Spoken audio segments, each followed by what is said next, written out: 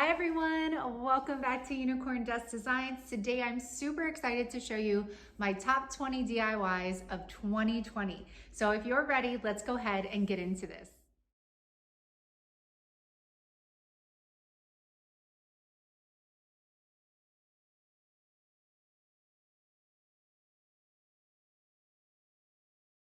All right, y'all, this is my favorite DIY of all times. I did it way back when, and it is still my absolute favorite. And if it weren't for moving, I would still have it at my bedside, but unfortunately, your girl broke it. So I'm gonna go ahead and I am going to walk you through how we're going to create this adorable tiered tray. So I got the glass candlesticks from, I was gonna say Home Depot, Dollar Tree. And then I got these beautiful textured frames, and it doesn't matter what color they are because we're gonna change it up anyways. So we're gonna go ahead and take some scrapbook paper. This is from Hobby Lobby. Y'all know 4 for $1, almost like every other week, I think. So definitely hit Hobby Lobby up. Now I'm gonna take some elephant gray, and we're gonna go ahead and put this on our glass candlestick. Now I've learned through doing this a couple times that if you spray the glass with like polyacrylic or like just a clear matte spray paint, the chalk paint adheres to it so much better. So this was like my first time trying this out, and as I'm putting it on, it just kind of wasn't sticking, and you can definitely see the glass through this, and I'm just sticking with it. This is one of those projects where I was so excited about it, and then like these candlesticks wouldn't come together for me, but happy mistakes. Everything happens for a reason because this ended up turning out so well. So you're gonna get everything. You're gonna get the base, you're gonna get the top, set that aside. We're gonna go ahead and repeat that step for the other candlestick. Now we're gonna take we're gonna take out all of our frames. Keep all of that glass, y'all, because that is going to stay. And now we are going to paint these with the same elephant gray chalk paint. Now make sure, as I always say with these frames, if you're painting them, make sure to get the sides and make sure to get the inside of the frame as well, because that's definitely gonna show, especially if you're like looking down or side angle at your tray. So just make sure to cover all of these. You could also use spray paint on these too if you just want like a quick flash of color. It doesn't have to be chalk paint. And I think I just did all 3 of these. Sorry if I fumble on these, y'all, because some of these are old. So I'm watching them for the first time, I feel like, in a while. So again, this one had smearing, like it wasn't holding very well. I did have to do 2 coats on each of the frames in this elephant chalk paint to get the desired, look that I wanted, because you could see right there, you could see the gold through that chalk paint. So definitely give yourself 2 layers of this. Now we're gonna go ahead and take the glass frames, or the inside of the frame, the glass, and we're gonna go ahead and measure out on top of our scrapbook paper, and we're gonna go ahead and just cut that out, and we're gonna repeat that step for these, by the way, are 8x10, 5x7, 4x6. So we're gonna go ahead and just measure those out for the rest of them. I love this scrapbook paper. I actually need to get more of them. You can't go wrong with wood scrapbook paper because you could use it for so many things. Okay, set that aside. Now we're gonna go ahead and I think put these together. No. Okay, we're taking these off of the backs of our frames. Now save all of this stuff, y'all, because I use these little extra pieces all the time in my crafts. And you guys always see me use like the sawtooth hangers, even the backing of them, like the stands. So save it all. Now go ahead and put your scrapbook paper in there. You see that wood grain looks so good with the gray. Now I'm taking, because this was so splotchy still, I ended up taking the white by Waverly and dry brushing on all the little grooves and nooks and crannies. And this dry brushing job turned out so good, so very good. I absolutely loved it. So go ahead and complete that step for these 2. I did not do the dry brushing on the frames. I wanted to leave the frames as they were. And then after this, we are going to assemble our tray. After I'm done dry brushing for the millionth hour, it seems like. Okay, like I said, you guys, some of this voiceover is going to be really, really spotty, but just hang in there with me. I promise it's going to be worth it. All right, so you guys, while I'm doing this, make sure you go ahead and check out the playlist down in my description box. It's going to be so much fun. These are all kind of mega videos. They're really long, so it'll be nice to binge watch, you know, this week while you're organizing, cleaning up Christmas, whatever it may be. It'll be a lot of fun, so check it out in the description box. So right here, all I'm doing is basically marking my middle point of these frames so that I know where to place my candlesticks. And then we are going to, you guys know me and my numbers. I'm like, okay, I gotta measure, and then gotta check again, and then I gotta double check, and then I gotta triple check. And yeah, I take way too long when it comes to this stuff. And then we're gonna get some E6000 and some hot glue for that immediate hold. And then I'm putting this upside down. The reason I do that is you're gonna have more stability with your second frame if the wider part of this candlestick holder is holding it up. So again, with the back of this, I don't think this really made sense now that I'm watching it, but let's see where this goes. So I know that I'm finding my center point on the back of this frame. And of course, we're checking. Oh, see, I didn't even show you the second one. Obviously, I plopped that on there. And then, see, this is smart. Attaching, please, oh, no, okay. I don't know what I'm doing here, y'all. Okay, so more E6000, some hot glue. Attach that second one. How are you gonna know? How are you gonna see where the middle is, lady? Oh, okay, see, you know, sometimes I impress myself. There we go, just go upside down with it.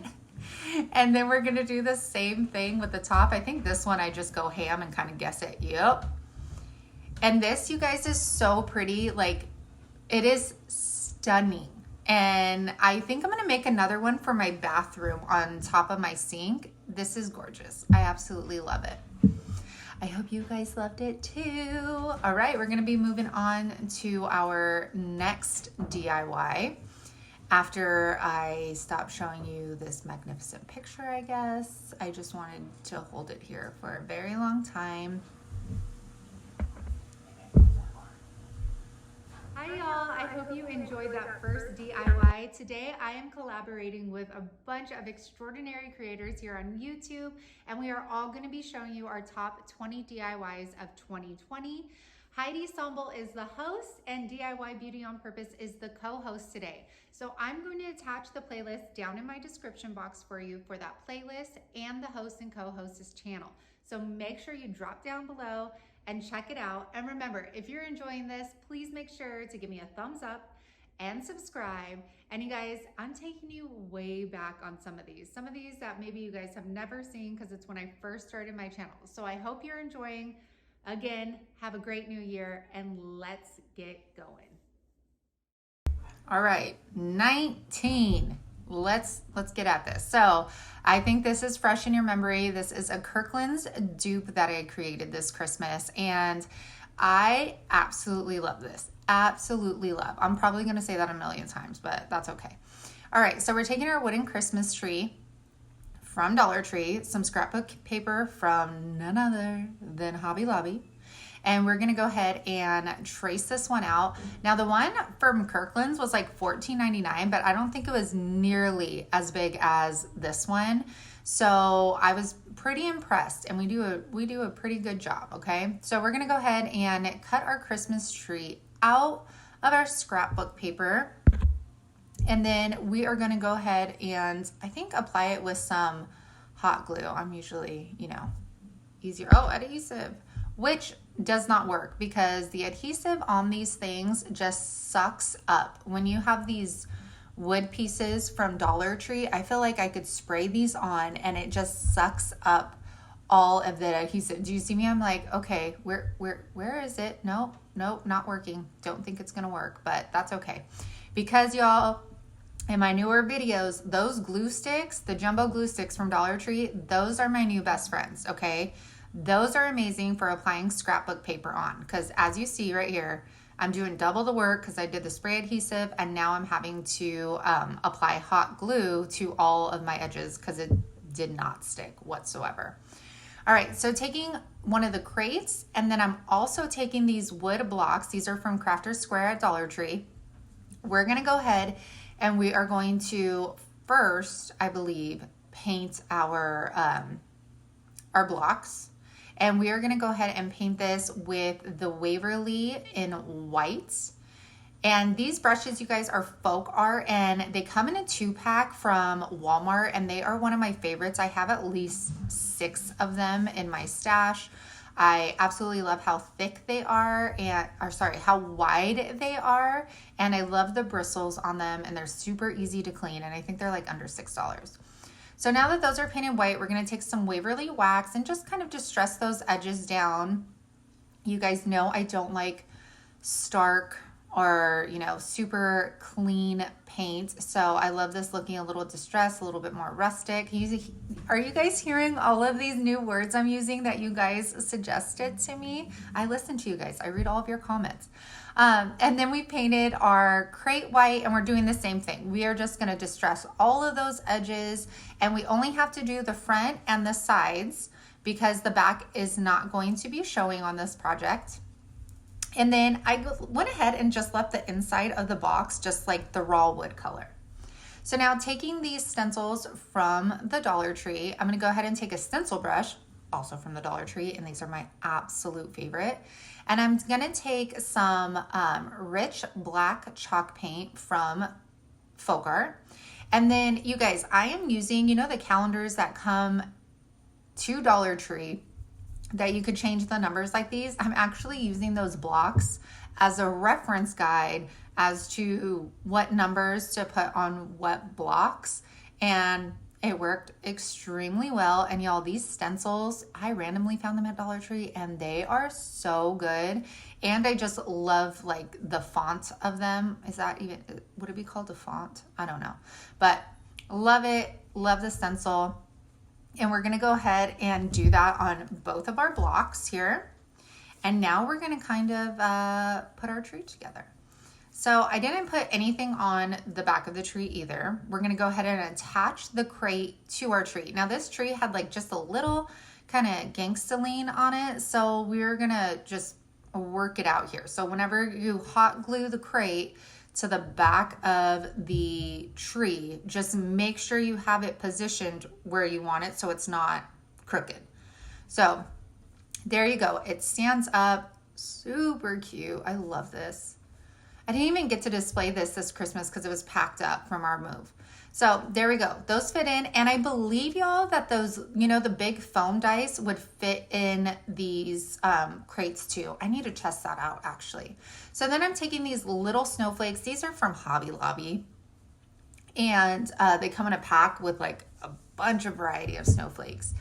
And I'm gonna go ahead and I'm also going to leave that in its natural wood color. And I did that because there was a hole up top, and when you lifted it up, you can see like the shadow of the hole. So then I'm taking my Days Until Christmas, and this is just a vinyl cutout. I think this one was from my Cameo. Does it really matter? Probably not. Okay. Oh, and I didn't want to show you the reveal of that. So I told you this is going to be spotty, y'all. Okay, so these are some candlesticks I made, and these are so beautiful, absolutely beautiful. So these are about, I think these wood blocks are like 4x4. My husband had cut them and left them on his workbench, and they sat there for like 3 days. So it was pretty fair game that I take them. So I'm taking this early American stain, and I'm gonna go ahead and stain these. And I was trying to match the color of these spindles. I found these spindles on Facebook Marketplace, and all I did was cut one spindle, you know, at different lengths.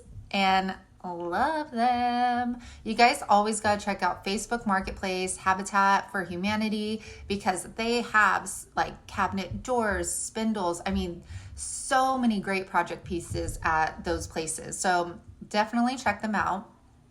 All right. So staining.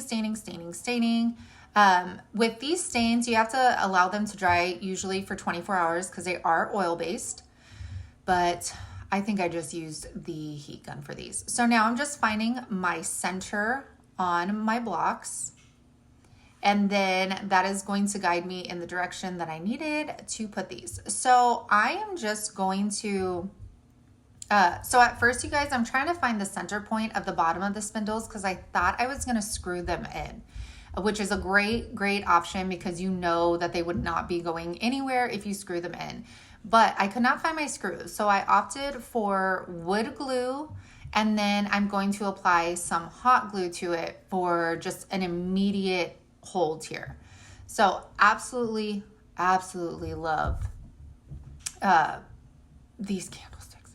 I can't wait to display them in the new house after I take down the Christmas decorations. All right, so we're gonna repeat that process again. I'm just trying to make sure it's as centered as I can get it. So then I get my pencil and I do mark off the side, or I don't, okay. Well, now I know what to do next time. Okay, so here we go. All done, let that dry. And then we're gonna go in and we are gonna take, no, I lied. We're not going to go in yet. We gotta make the tops. So these are little wood rounds and you get them from Walmart. And I think it's like a 6-pack for maybe $3. And I went ahead and I stained them that early American color. And then we're going to take these smaller wood beads. I have this huge wood bead package that I bought off Amazon. It is down in my description box. Anything mostly that I use will be in my Amazon store down in my description box that you can check out.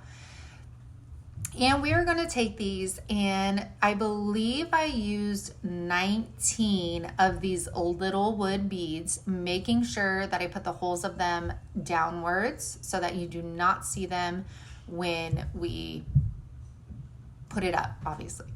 So going around, at first I went around and I was trying to make them, pretty tight together to make sure that they fit.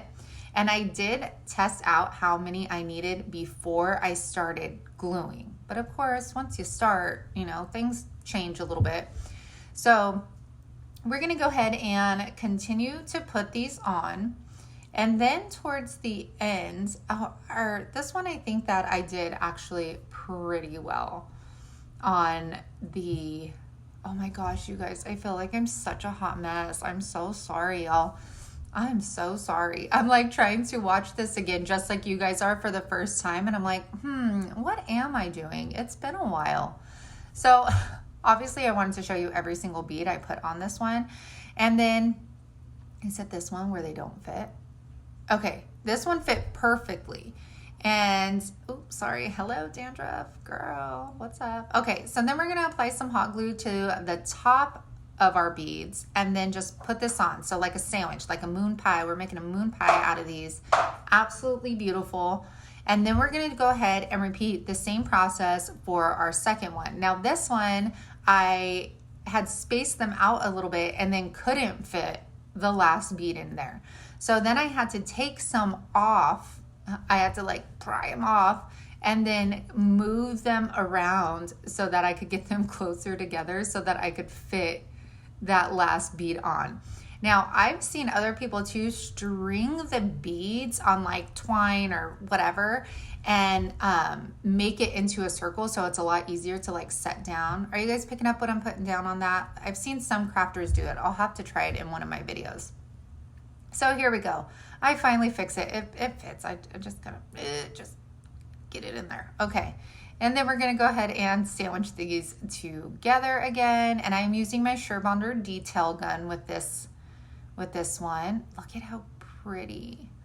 Okay, so now attaching the tops to it, I'm gonna use, well, I attempt to use E6000, has holes all over it, getting it all over my fingers, and you're gonna see your girl just chuck this in the trash.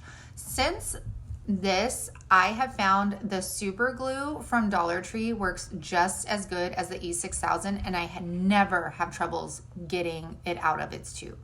So here we go, E6000 hot glue for the immediate hold as usual, and then we're going to repeat that step for the second spindle as well.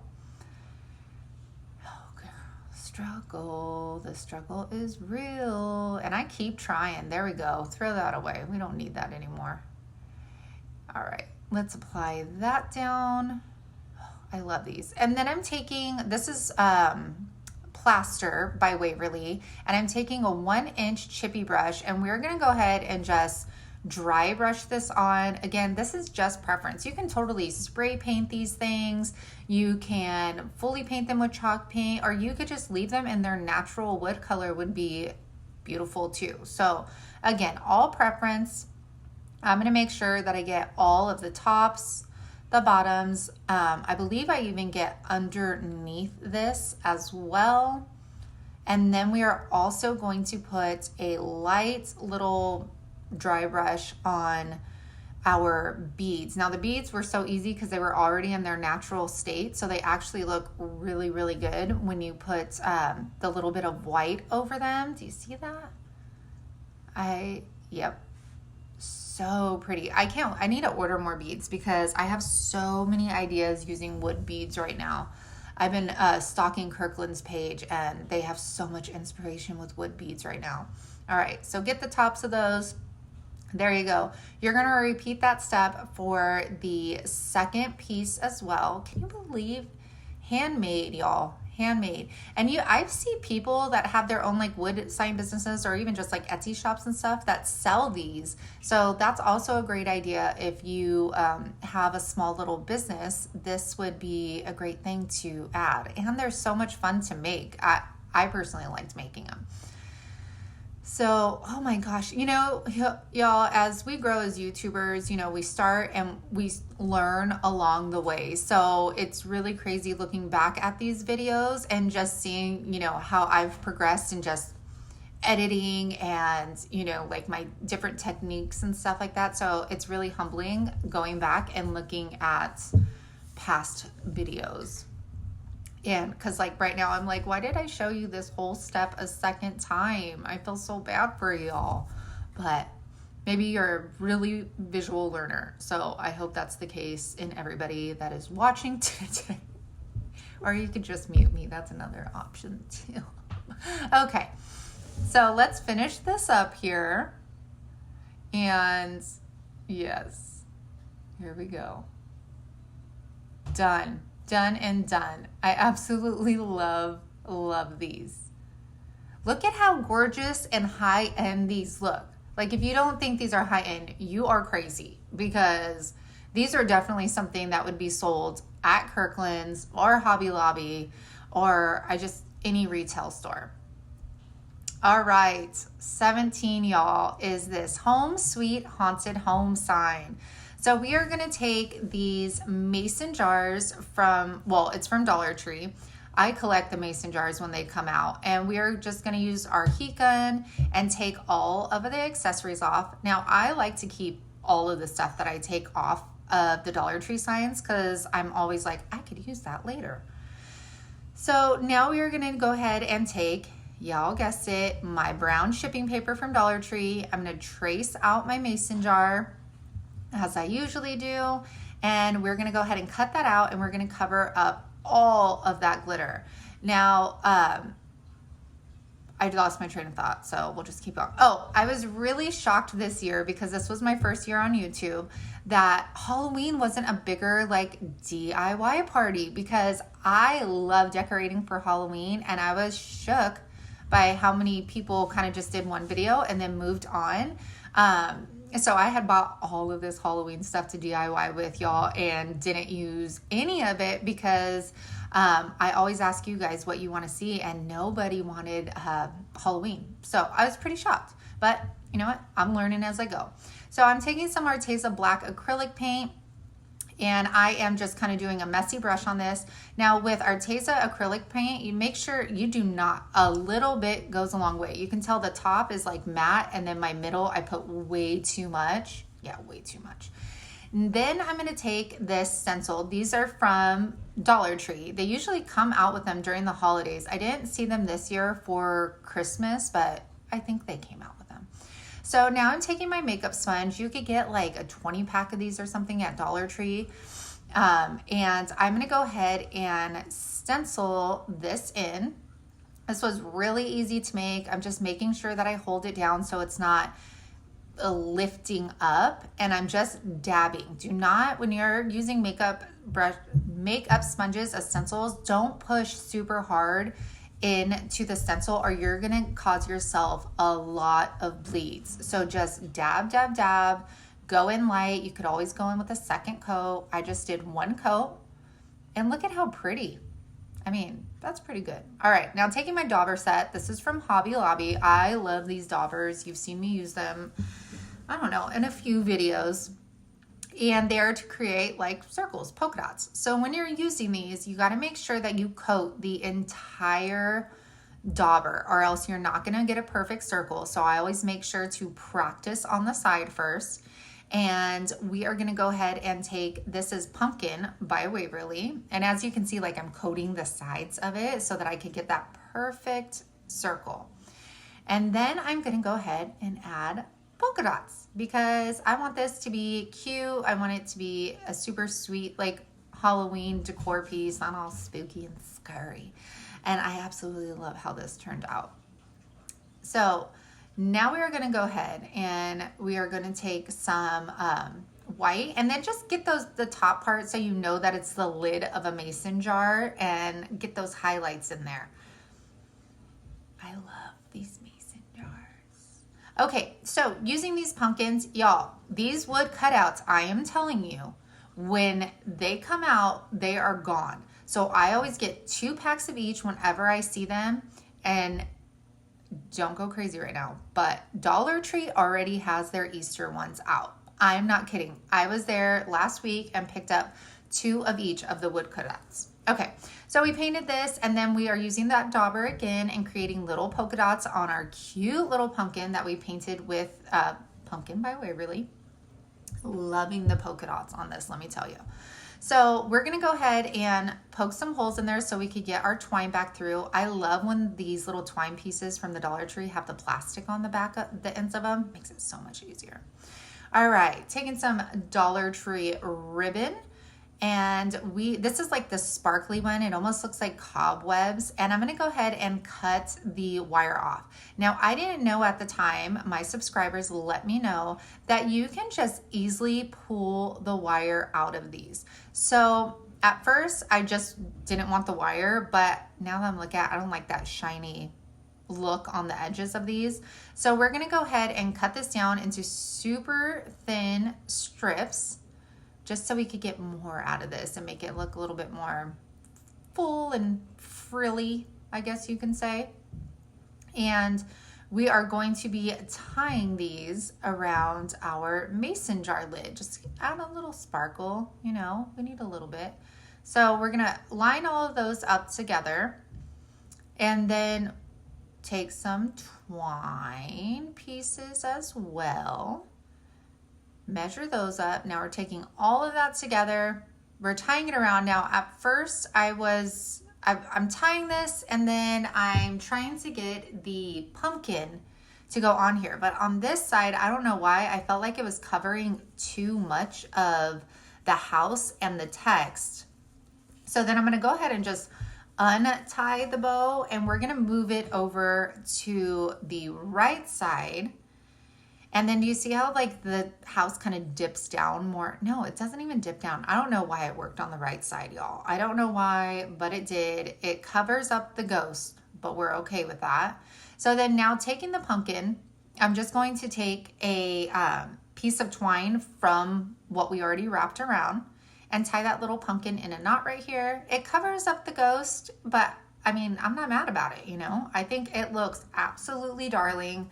Such a cute little piece to put in a kitchen for Halloween. And there you go, y'all. 16 is here, counting down. Okay, so you guys, this is a charger plate, and I painted it like a coastal blue color and then dry brushed it with some white chalk paint. Now, y'all, I'm gonna attach these videos up top, the original ones, because you had probably never seen this video because it was when I first started. And now I'm taking that softer nautical rope from Dollar Tree, and I'm gonna wrap this all around our charger plate. And then I'm taking these beautiful, beautiful seashells from Dollar Tree, and I am just gonna hot glue each and every one around these. Now, the seashells are kind of tedious work, but the outcome, look at this, is stunning. Like, these are so, this came out so beautiful. I ended up giving it to my mother-in-law. Do you see that? I don't know why I decided to show you reveals on some of them and not the others. I'm sorry, y'all, but look at how beautiful that turned out. Eek. And so easy to do. Good week. Mom, you looking for my phone and my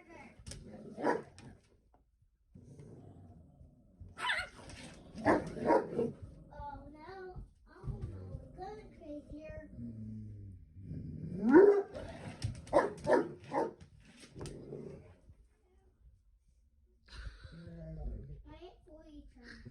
What are you doing?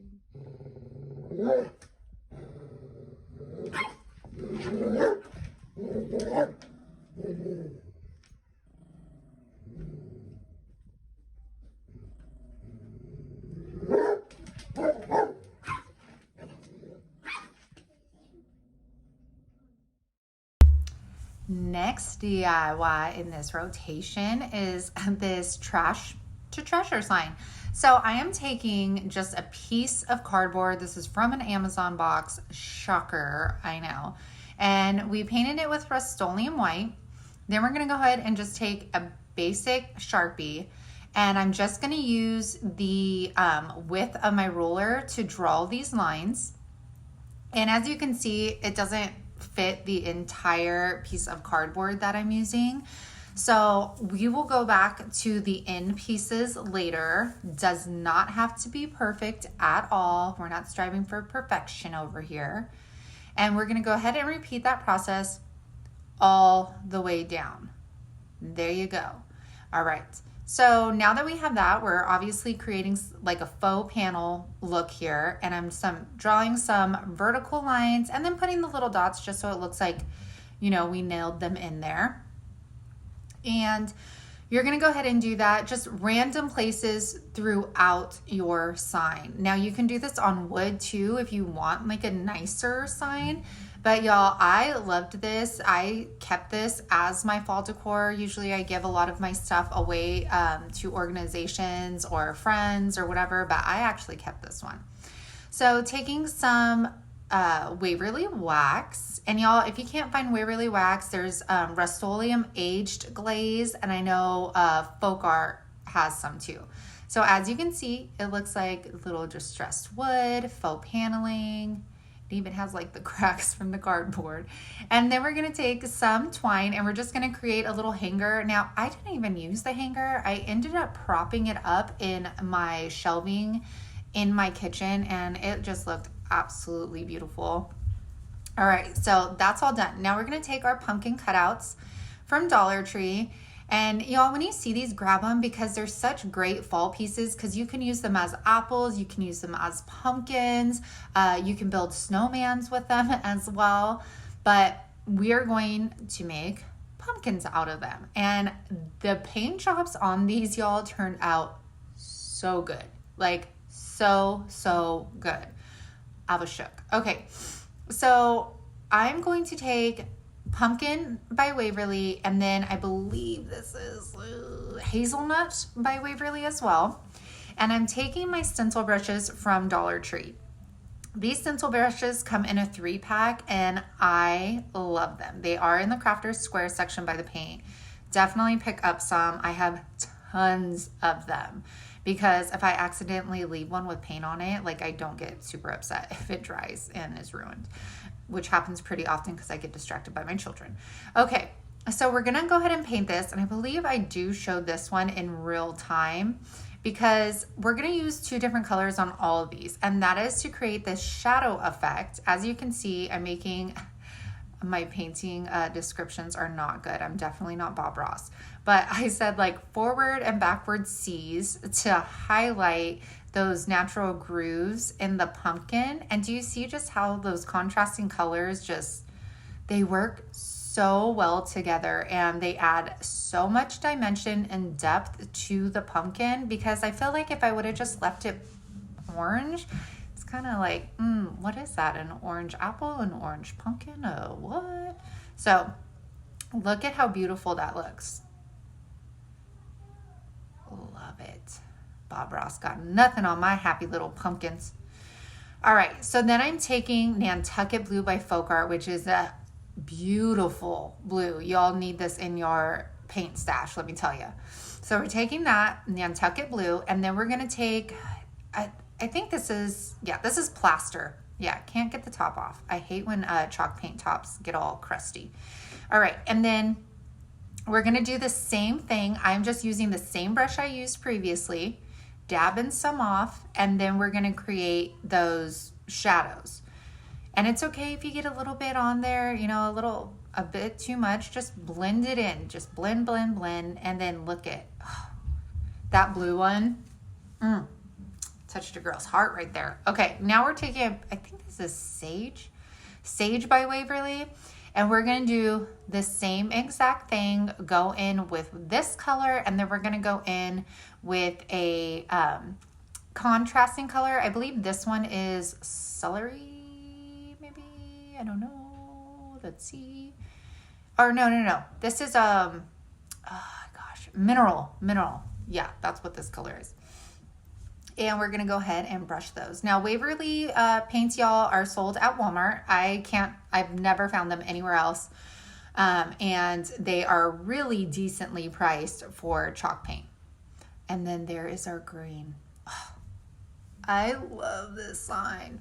Okay, now we're gonna take the wood cutout letters from Dollar Tree. I feel like I'm gonna say we should play a drinking game, y'all. Take wherever, if it's water or wine, every time I say Dollar Tree, you have to take a drink, because I think this is so funny how many times I'm gonna say that in this video. All right, so taking hazelnut, we are gonna go ahead and paint our letters, all of them. I love these wood cutout letters. I love the font of them that come from Dollar Tree. They are really hit or miss though. I either find a lot of them or I go through spurts where I cannot find any of them. Okay, now let's put our pumpkins. Look at how beautiful this comes together. Love it. Okay, so applying a generous amount of hot glue, putting those on there. Look, you guys, I'm not like counting and doing all that stuff. I probably did previously and just didn't show y'all. Okay, so let's get that last one in there. I don't know why I'm using my detail gun. Probably took a lot longer. There you go, so cute. That would have looked cute with like a little picket fence on the background too. Okay, so now we're gonna take some twine, and I just created simple little finger bows, and that way we can cover the holes on the tops of these pumpkins. Totally goes with like our theme, goes with the twine up top, so it worked out perfectly. And I will go ahead and leave a link either down in the description box or up above of my bow tutorial, so you can learn how to make finger bows in real time. And then we're just hot gluing all of our letters on there. Now make sure you place your letters down first, y'all, so you don't get yourself into a bind where they can't fit or they're not where you want them. And look at me.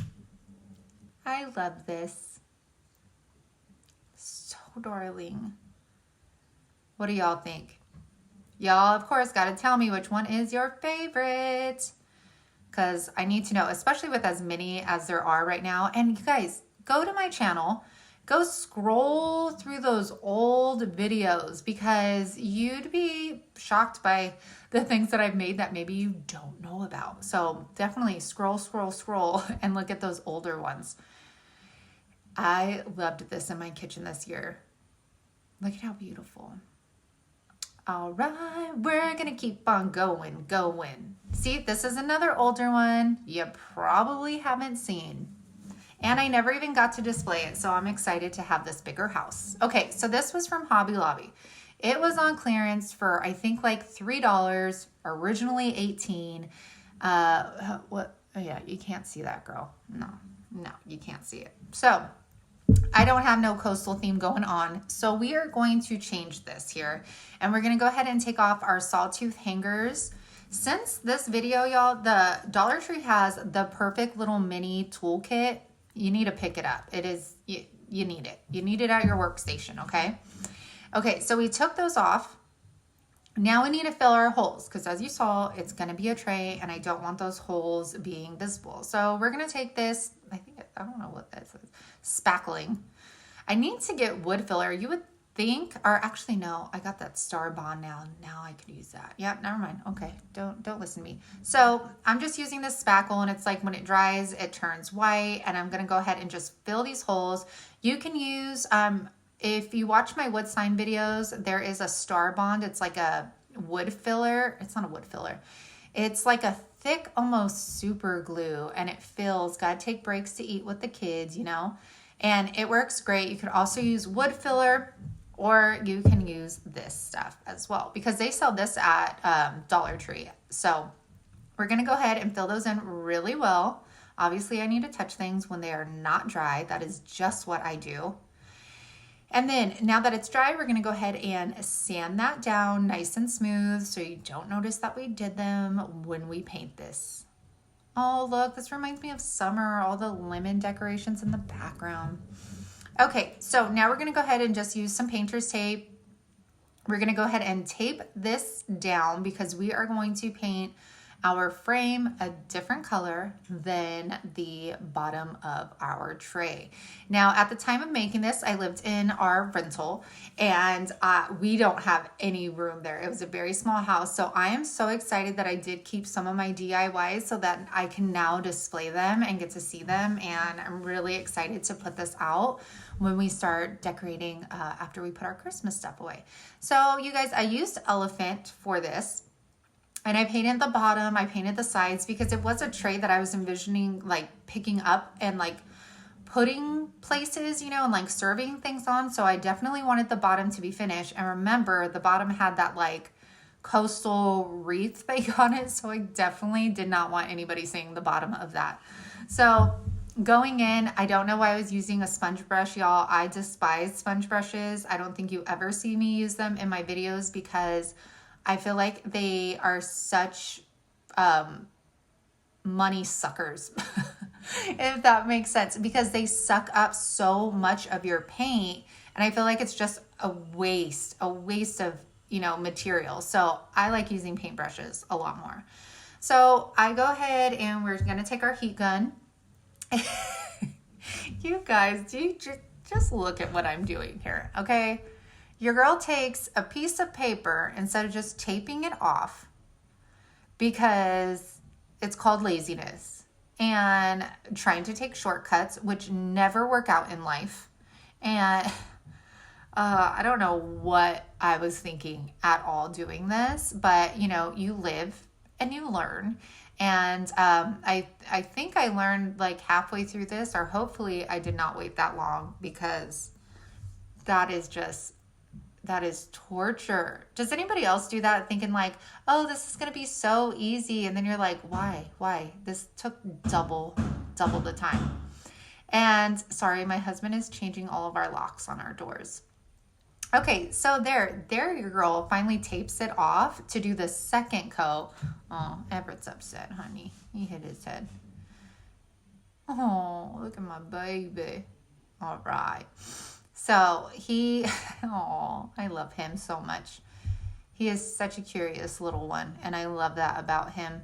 Always asking questions and wanting to help. Okay. So now I'm going to go ahead and string some of these. I think these are the bigger beads, so they're 20 millimeter, I believe. Like I said, I have them in my Amazon store in the description box. And what I do with my wood beads is I put them on floral wire, and then I'll hang them up, and I just spray paint them. And it's so easy. It doesn't take much time to do, and that's what I've found really works for me. So I'm just trying to figure out how many wood pieces I want on the sides for my handles. And once I figure that out, I realize I don't like uneven numbers. I can't do it. Okay, so then taking these, they're like, I don't know what they are. I found these on Facebook Marketplace. And unfortunately, a woman's father passed away, and he built like little houses. And he had this huge like little kit, and she, you know, wanted it to go to a good home. And so I went and picked it up for free. If it's free, y'all, I'll pick it up.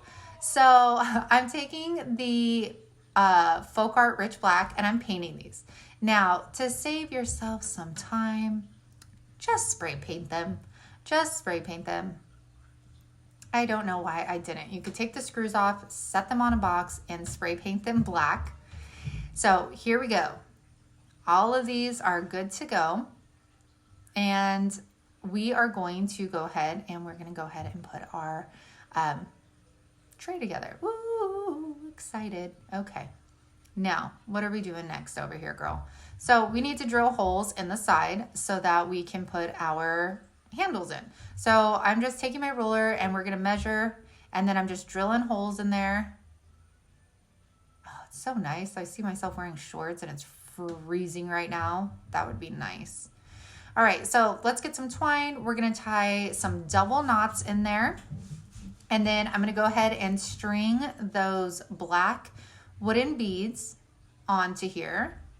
Now, it's a lot easier if you get a piece of tape and then wrap it around the end of twine so it doesn't fray. See, right here, I do that. So glad you're smart. And then just put them on there. I've also heard, is it embroidery needles that you can put on the ends of these as well, and that works very well. Okay, so that's where, now pull tight on this, you guys, when you are doing your second knot, because you don't want it loose so that your beads can like move around, and then you're gonna see the twine and all that. So do it as tight as you can. You can also just use floral wire for this as well, and then knot it up just like you do the twine.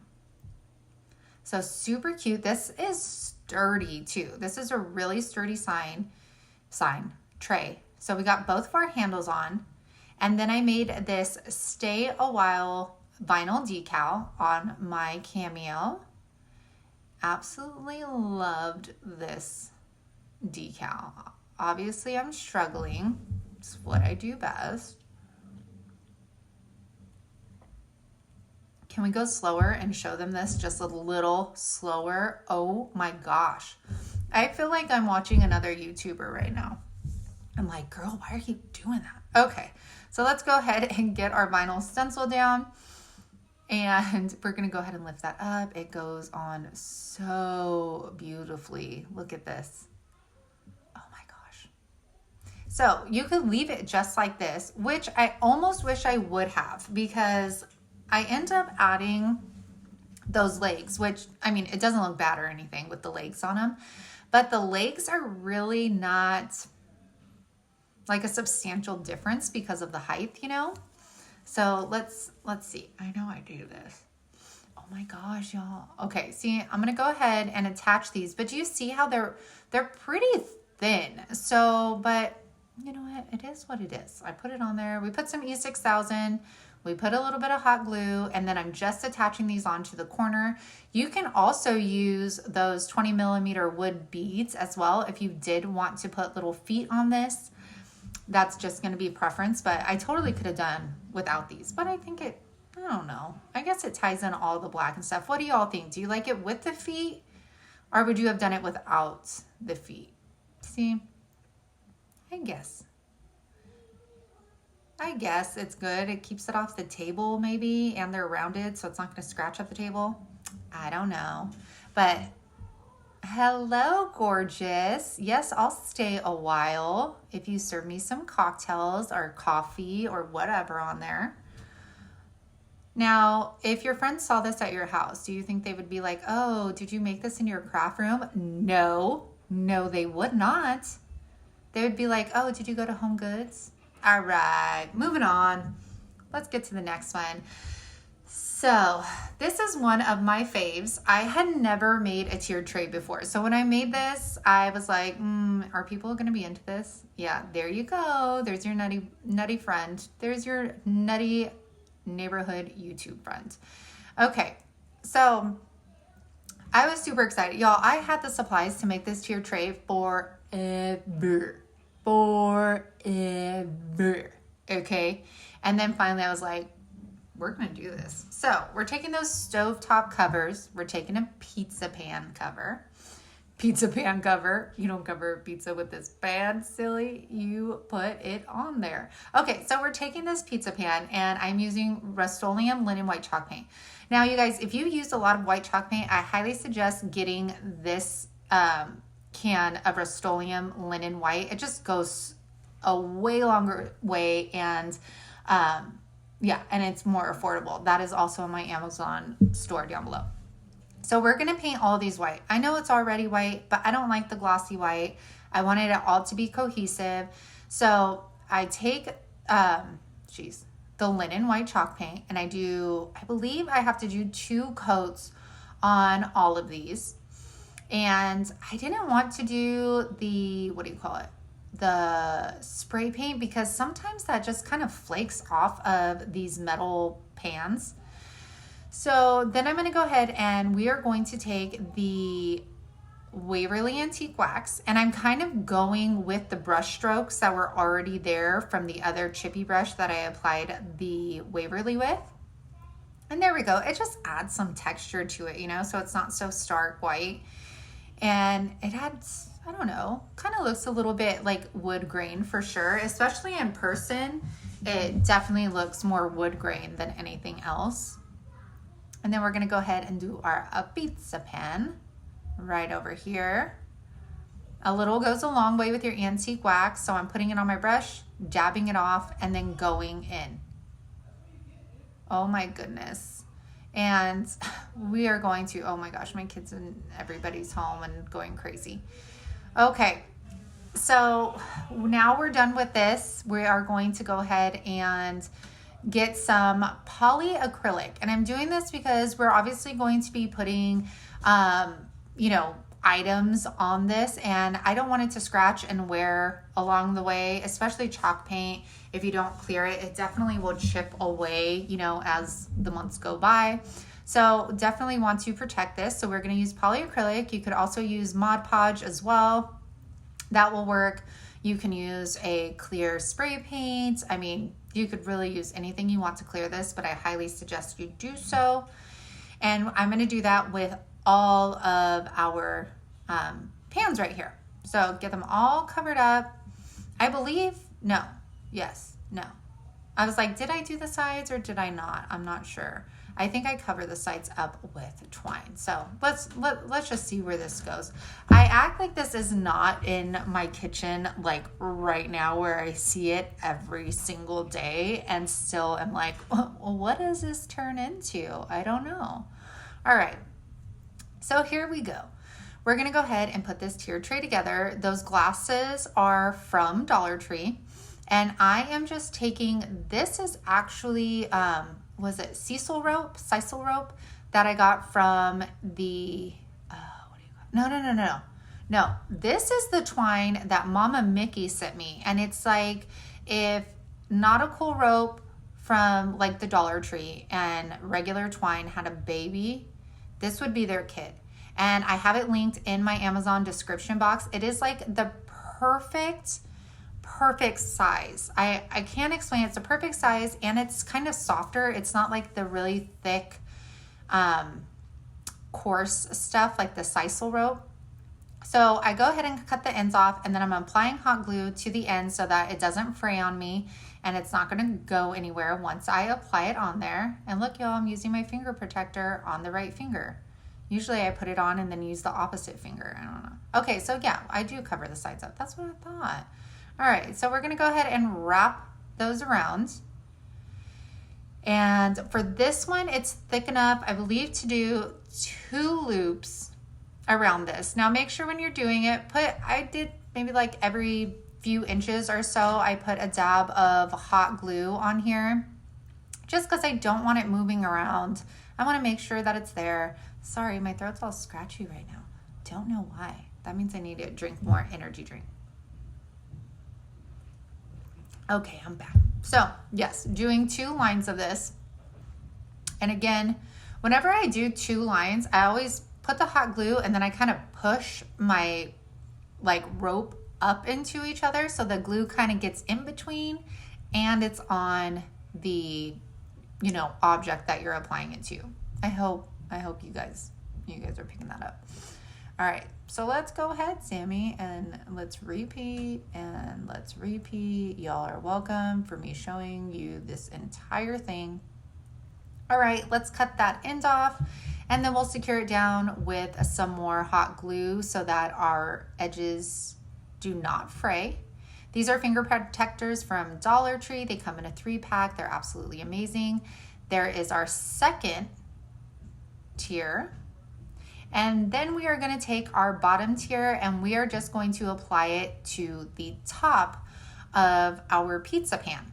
So I'm trying to get as close to the edge with this as I possibly can because I want to try and at least put 2, what am I doing? 2 loops around, 2 strands around. You guys know what I'm talking about.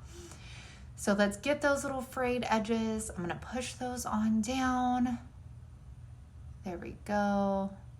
Just so it looks clean and no fraying is going to happen. Okay, so let's go around this pan. This probably would have worked really great with a detailed gun because I was trying not to, you know, press so hard on this hot glue because I didn't want it going down into the tray. So just be careful when doing this if you don't want hot glue all over your stuff. And you're gonna follow this all around your pizza pan tray. I feel like I need to make another one that's just a little bit smaller to fit like under my cabinets in my kitchen. Maybe, we'll see. So here we go, working on the second strand. Now it feels more cohesive, like the whole tier tray, because all of the tiers are now gonna have 2 loops of the twine. And I'm all about everything coming together, you know? All right, let's finish this. I hope you all had a very Merry Christmas and I hope you guys have an amazing New Year. I cannot wait to show you all of our new DIYs we're gonna be working on. It is gonna be so much fun in 2021. All right, so let's cap that off. Voila, you are done with this tray. Now we need to put it together and build our middle pieces. And I liked using these glass pieces in the middle because they're a little thicker than the candlesticks that a lot of people have been using. So I feel like it gave it more stability. Okay, so let's get our pans. Yep, okay, yep. What are you doing with that? Okay, so we're gonna take our glassware here. We're going to, do I measure it? I know I measure. Do I? No. Yep, okay. So this time I'm just setting it in what I think is the middle, and then I'm gonna measure around to make sure that we have a middle piece, which I think I get it like pretty on point here. Go ahead and measure. Okay, so once we got that all done and dealt with, I literally take forever. I'm so sorry you guys have to watch that. Okay, so taking some E6000 as usual, and we're gonna take some hot glue. Don't worry if it gets inside the glass because you are not gonna see any of that at all. So a lot of people had asked me in the original video why I didn't put the twine on the glass base before attaching it to the pans. Now, the reason I did that, and you'll see here in a minute, I'm gonna go ahead and attach the 2 pieces together. Here we go, I'm marking that off just so I know where I need to put this back. E6000 is like concrete, you guys, but like I said, the super glue at Dollar Tree is just as good in my opinion. So I attached them, and the reason why I did this was because I was afraid if I put the twine on before I attached it to these pans that it wouldn't sit flush with the pans. So I know the bottom, that's kind of, I mean, easy. Put it on a flat surface, start looping it around. But the top, like, I didn't want to put too much on the top and then it not sit flush with the pan. So this is how I decided to do it. And I think it was a little easier because I was able to like turn the pan as I was doing it, which made it, I think, a lot easier. So this is time consuming because you have to keep putting hot glue as you're going around, or your twine is just going to keep kind of lifting up on you. So definitely put some Dollar Tree hauls on in the background, my craft videos, of course, and just keep twirling that thing, okay? Just keep doing it because you're going to do it a second time on the bottom. And then, yep, get it. And it fit perfectly. No, I didn't do that right. Perfectly. There we go. So look it. And that is cute. Oh, maybe I'll just make one of those, like the 2 tiers like that, and put that underneath my cabinet. And then I could put like fruits and veggies. Ooh, yeah. Okay. So we're going to do the same thing here. I'm going to measure, and then we're going to apply the E6000, the hot glue. We're going to take the same steps, but I'm marking off where I need to place that back down onto my tiered tray. There you go. And you know what I like about the super glue at Dollar Tree versus this E6000 is it doesn't have any kind of smell. At least I don't think so. All right. So we're doing the same thing, marking it off, and then we're going to go ahead and put some little pencil marks on there so I know where to stick this back down. I'm going to go ahead and tip it over. Apply, apply, apply, apply. Yes. All right. So that's on there, and then again, we just did the same thing. Just wrapped all of that twine up there, and there you go. You got yourself a finish. Now, I will say I wish I did not pay attention to the seams of the twine on the tiers. I didn't pay attention to that, and I would have, if I was paying attention, put them all in the back. But I don't really see it on the tiered tray at all, so I must have done something right. But look at how beautiful this is. And I feel like it's neutral enough to go with any kind of like kitchen decor that you have. And it could go really in any room. It doesn't have to be kitchen. It could be the living room or bedroom or bathroom or whatever. Week. Oh, you're so efficient. Oh, Frankie babe. Oh, oh, goodness. Oh, goodness. Oh.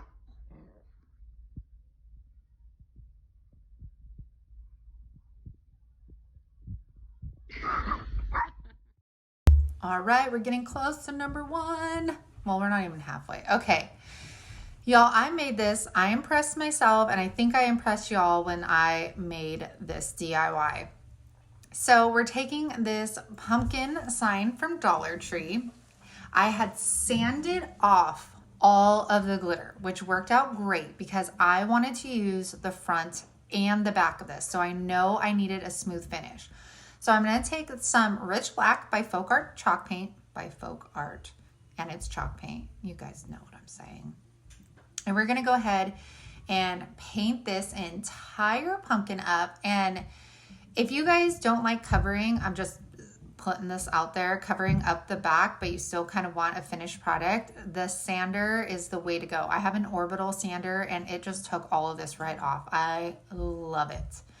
So don't know why, there we go. I was like, am I going to show you how to paint all this? Because I'm pretty sure you guys already know how to lay some paint down. Okay, looking beautiful. So while this is still wet, I'm going to take some mineral and we're going to put some highlights just like we have in previous DIYs, just so you know this is a pumpkin. It's cute. There we go. And you just got to play around with it, you guys. Add, start with a little bit and then add more. See what you like. Okay, so super cute. Is it dry? Of course, like I said, I always got to touch everything. Okay, so the back. So if you guys didn't guess, this is a reversible fall and Halloween sign. This scrapbook paper is from Hobby Lobby. Shocker, I know. And we're gonna go ahead and trace this out. And I'm going back to trying the spray adhesive. So for this one, this worked pretty well. But like I said, now that I've used that jumbo glue stick, I ain't going back. I ain't never going back. So taking my X-Acto knife, because I had just applied the whole sheet on there, and I am just cleaning this up. Now this was my old craft knife, and y'all, what a difference between my new ARTEZA craft knives and this Fiskars craft knife. Oh my gosh, world of a difference. So then I'm trying to clean up the edges, but that spray adhesive is still like really wet, so I kind of tear a little bit of it, but that's okay because it just adds more of a distressed look to it. Goes with the scrapbook paper, no biggie, right? All right, love how this is turning out already here. And I'm so glad I've stepped up to that ladybug vacuum. Okay, so now I'm taking, can I guess what color this is? I want to say this is Early American. Yeah, this is Early American. And we're going to take the crates. We're going to need 2 crates from the Dollar Tree. It could be this one, or it could be the one that has like slats in it. And you're going to go ahead and stain all of it. Or you don't have to do the inside actually, because the inside is just going to be meant for like cards, or you could put candy in it, or whatever you think. But my idea was to put little cards in there that you can write on each day. So you'll see what I'm talking about. So then I made these little decals from my Cameo, and just kind of played around with the placement of them, used different fonts to make it more, you know, visually appealing.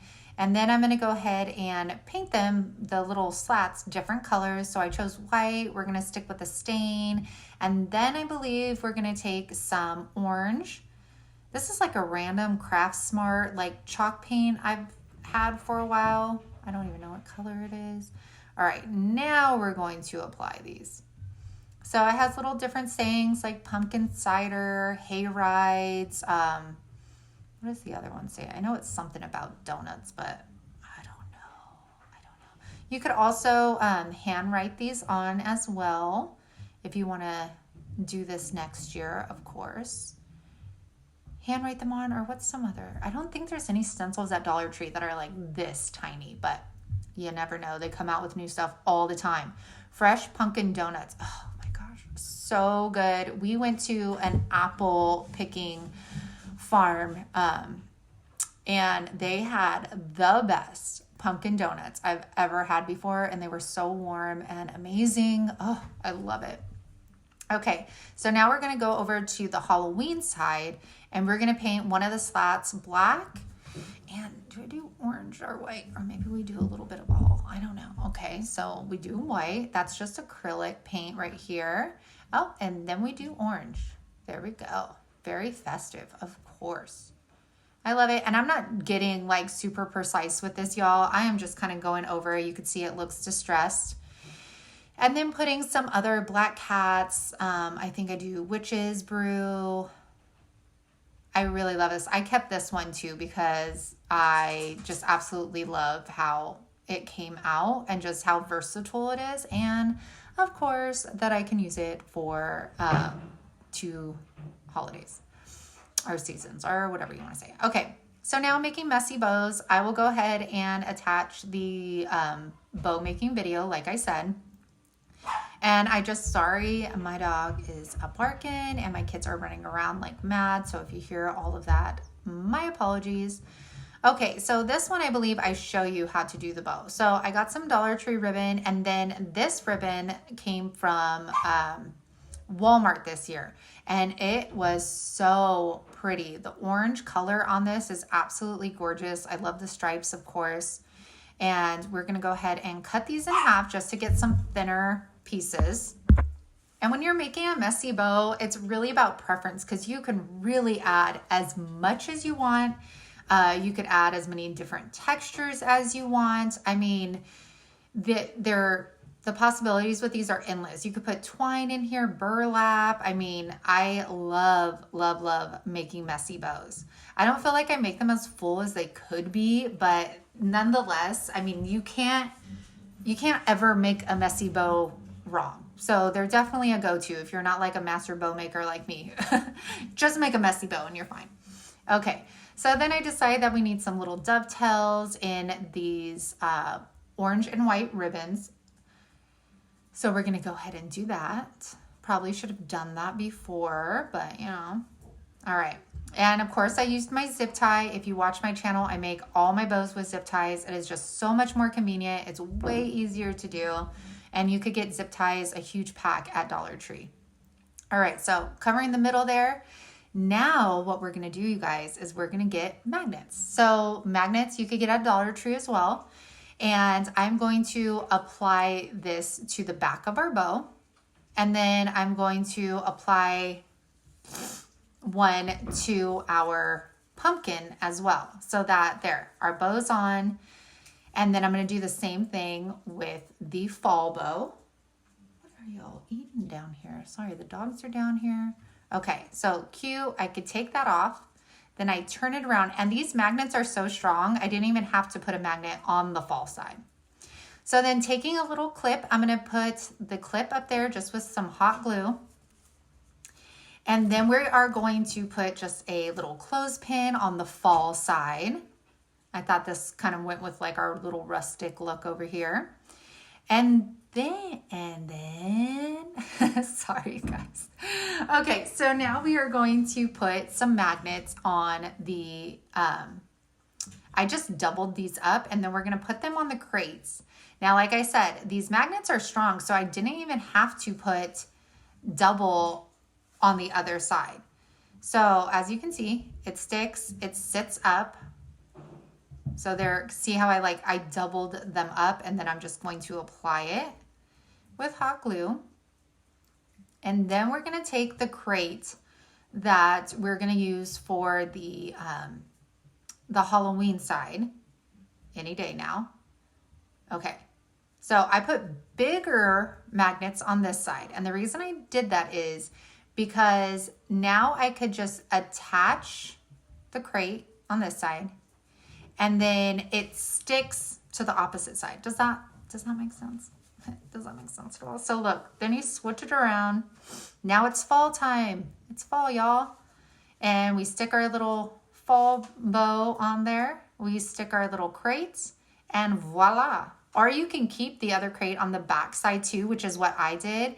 And then you can write nice notes to each other each day. I mean, you can post a picture if you want and put like some candy down there. I just thought this was the cutest DIY that I did. Look at how cute that is. Yeah, this could be like a countdown calendar for the kids. They could write it themselves, or if you love Halloween, it could be a countdown for you too. Oh, that is so cute. Can't wait to put it up next year. I guess I wanted to show you just a little bit. Okay. Oh, yeah. So I kept the crates on it, but you don't have to. I was just like, where am I going to put this other crate? I'll probably lose it if I took it off. So let's just keep it attached. Nobody's going to see the back, especially if you prop it up in a corner. And there you go. Oh, we're not done, you guys. Not at all. All right, we're getting closer and closer. All right, so this was one you probably haven't seen either. This is from the summer for 4th of July. And I'm going to take this ocean blue. Oh, what am I doing? By Waverly. And let's go. Oh, I'm using a sponge brush again. Oh, who are you? Okay, so, oh, that came off easy. Taking one of these signs from the Dollar Tree, set the frame to the side because y'all, we can use those later. Then I'm trying to take off that glue that is on there with some sandpaper. It doesn't want to get off that well, so I just move on. And we're going to take that Ocean by Waverly And we're gonna go ahead and just paint this entire thing.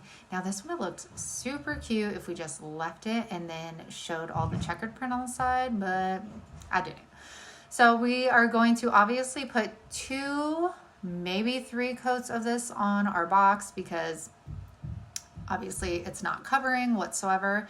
I think a good technique too, now that I've been doing this for a while, is things like this, like just take outside, spray paint with a white, you know, like Rust-Oleum, just, you know, matte primer white, and then come in and do a coat, because you'll save yourself time because you're not going to have to do multiple coats, and you'll save yourself some product as well if you do it that way. So highly recommend just primering them, especially because spray painting is so easy. It's not very time consuming or anything. And the primer spray paints dry so fast. So using our heat gun, we're good, but do you see all that texture that was left? That's okay. We're gonna try and make it work. So I got I think this is from like a garden stake from, is it Dollar General maybe? I'm not sure. So first I take some E6000 and I was trying to put them on all the ridges that popped up that I felt would be sitting on this sign, but you'll see that that does not work for your girl at all. So apply it, and I'm like, okay, this could work. This could work, right? No, it's not working. I am holding this thing down. I try, then look, it just comes right off. I don't even know why I thought sticking some more hot glue to this was going to work, but I got wiser. And then I end up grabbing, I think it was the little wood blocks from Dollar Tree. Let's see. Okay, yeah. Oh, no. Paint sticks. I adhered paint sticks to the back of it.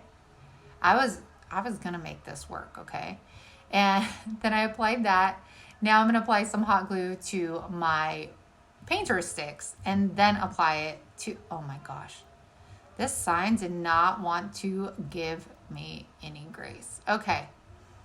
I think right there. Finally got it. Need to touch up the paint. That's all good. Okay. Now let's stick this to our sign and let's move on. See, these are things I'm like, I would have cut this out, that out, this out, that out. All right. All learning experience, y'all. Okay. So E6000, we're gonna get some hot glue on there and we're gonna go ahead and attach her to our sign. There you go. Okay, so she is on now, and now we're gonna move on to our next, or maybe not, maybe we're gonna keep painting, I don't know, and drying. And I'm showing you all of this stuff because, okay, so then I made some, I was gonna say wooden decals. Ooh, good. Okay, vinyl decals, and it just says God Bless America. Apply those. Cute, love it. Apply that third one. Oh girl, you don't know. I was trying to make it so that I was only pressing on the vinyl letters because I didn't want to bring up any of my paints. There's that, super cute.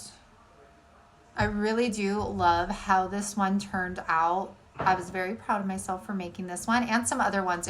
I think this was maybe the first Heidi Sambal DIY challenge I had joined. So I was really proud of myself for making these. And I loved how the entire video ended up turning out. So now I'm making just a messy bow, but this one I'm just using the same ribbon. And this is from Dollar Tree. This patriotic ribbon that they came out with was so pretty. I ended up buying multiple rolls because I thought I was going to do so much more with it and then didn't. But now I have it for next year, right? So just wrapping some twine around it, tying it off into a knot. And then we are going to use this on the top right of the sign, I think. But before I do that, I'm going to wrap some twine around this, give it a little middle over here, and then we're just going to go ahead and hot glue that to the back. Cut the excess of your twine off, And now we are going to put that on our sign. See, look, it's cute, it's petite, it goes. And there she goes. Okay, so now with this sign, obviously that is metal, the little wood truck, and it was super heavy. So my first thought, I thought it was going to be a standing sign, like a shelf sitter or something, but that didn't happen. So I had to improvise. So I'm drilling holes in the top of this, and we are going to make it a hanging sign. Now I'm going to go ahead and feed some twine through this. I think I used the bigger, I guess we'll find out, the bigger wood beads for this one. There we go, tied it in a knot. I had to play with the length a couple of times on this. Okay, all right, now we're applying some tape to the end so that we can feed our wood beads through. And we're just going to alternate some of these beads. So as you can see, I'm changing up the sizes. So I think I'm like doing like 3, 3, 3, 3. 3 is my favorite number, just in case y'all didn't know. I love the number 3. I was born on 3-3. My softball number was 3, and I just love everything 3. Just so you guys know. What's your favorite number? Okay. Ooh, let's do all these beads and show all these beads. Now I kind of know why, you know, a lot of these videos were not watched back in the day. Probably because y'all didn't want to see me strand every single bead onto my sign. But there you go. She is done. All right. And I love the way it came out. I didn't even get to display that one though, because it was kind of like a weird size. Okay. So this one, y'all, you probably did see it. This is from Fall. And if you saw my flippin' fall video where I showed you guys how I decorated my mantle and I flipped some thrift store finds or yard sale finds, then you have seen this one. So this is the Gather little, what is this, MDF or I don't know. It's from Dollar Tree. So they came out with Gather, Thankful, and I think Family during Thanksgiving time. And I am going to be going with these with celery and then sage for this. I didn't really know what color I wanted to do. I wanted it to match my Walmart picks. And this took some time. So I painted this, and then you have to get in all the nooks. You got to get in all the crannies. I wish I would have like picked a color that maybe I could spray paint, but I loved the way the color turned out. So this basket, you guys, is from a garage sale, and it was actually like a oak color, and I took it and spray painted it white. And then I'm taking these floral picks. These are all from Walmart. So you got the lamb's ear, Walmart. These come in a 2, so 2 of those little picks come together, and I think is it what, 99 cents or $1.99? I don't know. It's really inexpensive. And I'm going to go ahead and cut those stems down because we are going to add the other pick as well. This took some time, man, holding these things down. I was like, okay, I'm going to be here a while, just a little bit.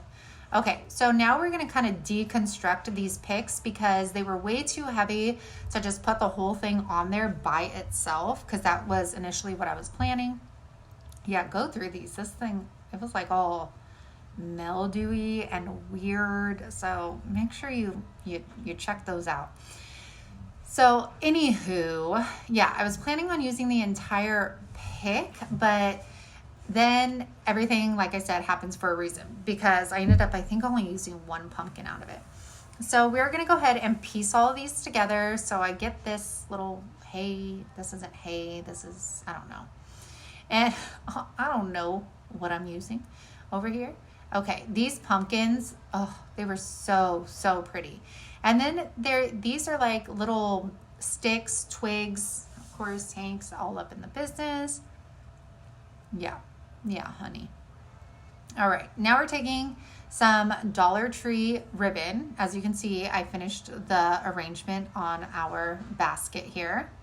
And I'm just going to double loop this ribbon here. Fold that in half to find our middle points.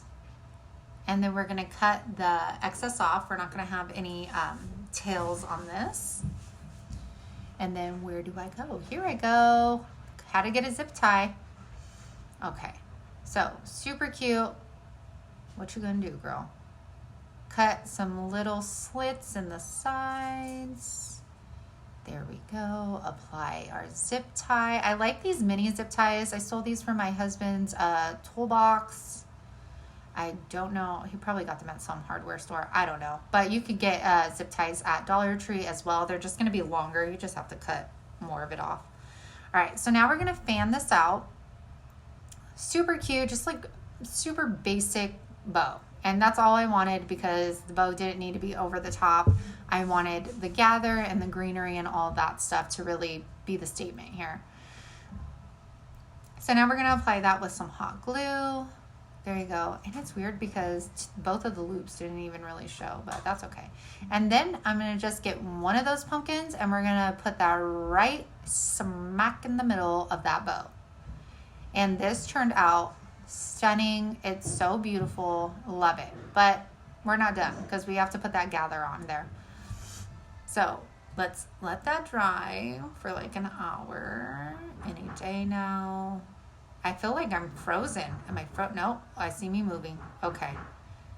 There we go. Sorry. Y'all, I am going to become such a... I'm going to get so much better at editing this year. I promise y'all. All right, so let's grab that gather. Trying to figure out where I want it. Sorry if you guys could hear the banging. It's the weekend. We're trying to work on the house while we have the time. So I apologize. All right. The thought process is going on strong over here, man. Okay, any day now. We'll figure this out. I think I'm thinking about like if I need to staple it, if I need to glue it, if like how I'm going to attach this. Because as you can see, it's kind of bowing up on me. So then I was like, you know what? This basket's thin enough. Maybe I could take some push pins and put it through the basket and then it will, grab onto that word. But that doesn't really work. So then I'm just like, okay, we're going to just try the hot glue and see if this works at all. So I'm just pressing down really hard. And let's see, does it work? What do you guys think? Look at me. I'm all, do I pick it up? Do I not? Dun, dun, dun. I don't know. Are you going to pick it up and show them? Oh my gosh, lady, you're killing me here with these videos. Y'all. Just tell me if I need to speed things up, in my, my new videos. Let me know, okay? All right. I asked the husband to stop the banging over here, you guys. Sorry about that. All right. Here is another Halloween one that I felt like not many people watched, and it was so cute. All right, I have a bunch of these little round pieces from Dollar Tree. These are awesome. Buy them when you see them. And, of course, the wood cutouts. So, as in most things, I got my shipping paper. We're going to go ahead and cover this bad boy up so we don't see any of that. Then we're going to go ahead and take our sticker off. Oh, no. First, we're going to clean it up. Take the excess little shipping paper off of it so we don't have to worry about that. Take our sticker off of the back. Obviously need to use the heat gun. Y'all, if you're new to crafting, don't feel like you have to buy everything brand new because there are so many things I find on Facebook Marketplace, like that heat gun, for example. Found that. I find tons of stuff, so don't feel like you have to go out and buy everything brand new. Okay, now taking some Folk Art Rich Black chalk paint, we're going to go ahead and cover this round fully. I don't think I distressed this or anything. Or maybe I do. Who knows? These synthetic brushes, y'all, are from Walmart as well. And then we're going to go ahead and paint our cute little ghosts. These turn out so adorable. And I am just painting them with acrylic white by Apple Barrel.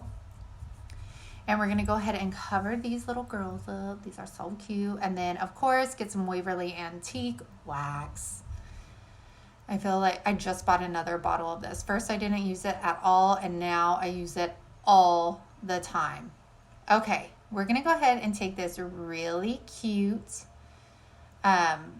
orange ribbon. I have no idea where I got this. It's in my ribbon stash. And then we are going to make finger bows, which are one of my favorite. They just come out so beautiful, and they're so easy to make once you get a hang of them. I mean, so easy to recreate. I love this one because it looks like she's wearing a little bandana. Get our detailed gun, doesn't it? I just love her. You're so cute. I'm gonna be your friend. Okay, so this one was really easy, you guys. So I wanted them to kind of have like a little staggered effect. I didn't want them in like a straight line or anything like that. So we're gonna put them at different angles, and then we're just gonna go ahead and apply them with some hot glue right on there. There you go. We covered all of those holes with our little bows. I love how this turned out. So clean looking, so high-end looking. I just love you. Okay, so now that our little ghosts are done and they're on there, we are gonna go ahead and poke through our shipping paper, and then I'm just going to tie some twine. Is that twine? What is that? I don't know. That's really thin. Oh, it's the little twine that comes with the ghosts. So that's what I tied up top for our hanger piece. And then I'm going to take some, this is also from Walmart, this ribbon right here, the black and white. And we are going to make a bow. I mean, there's no guess in that, right? I'm gonna make a bow, I believe. Okay. Pretty simple. Nope. Now I want the orange. Nope. I don't feel like the orange matches the little. Okay. That's cute. I could do that. Okay. So cut some dovetails in the back of those, the ends of that. And then we're going to bring our ribbon together, make a loop, hot glue the ends together right at the end. This way you don't have to worry about it falling apart or anything. Fold that in half so you know your middle point. Then you're going to create your bow, hot glue it, or you could just use the zip tie. I don't know why I didn't use the zip tie. And this is exactly why I use the zip tie, to cut all of that out of it. And then we're going to go ahead, get some twine, wrap that around. And then there you go. Look how cute that bow is. And I like the twine in the middle. I'm not covering that up. I think it makes it look a little bit more rustic.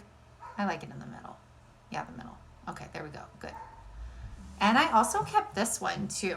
I like this one. I could hang it, I don't know, anywhere next year.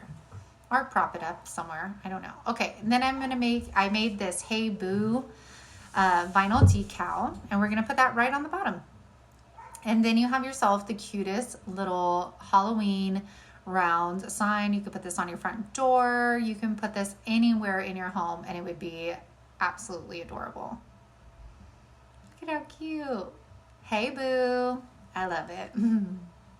Okay, here we go with another one. I hope y'all are still hanging on.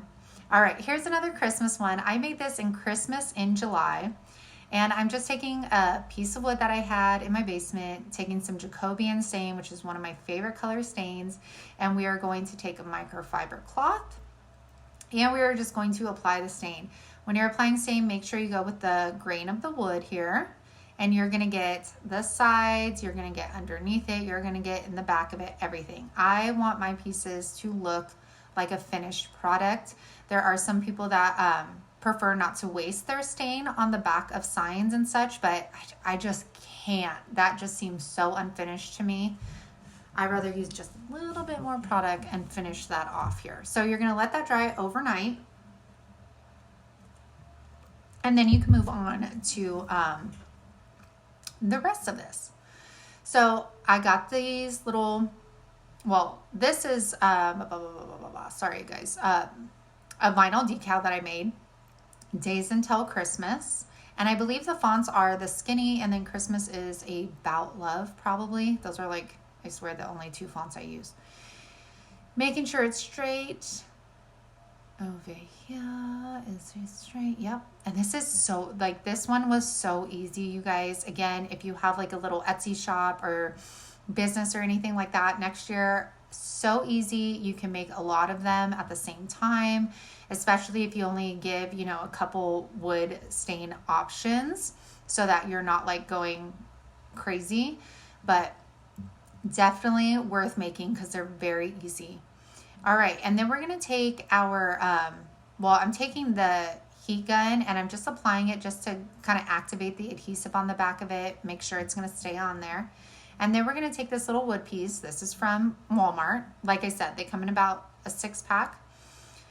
And then we're gonna take the chalk paint from Dollar Tree. And y'all, this chalk paint is so good. It is like a super jet black.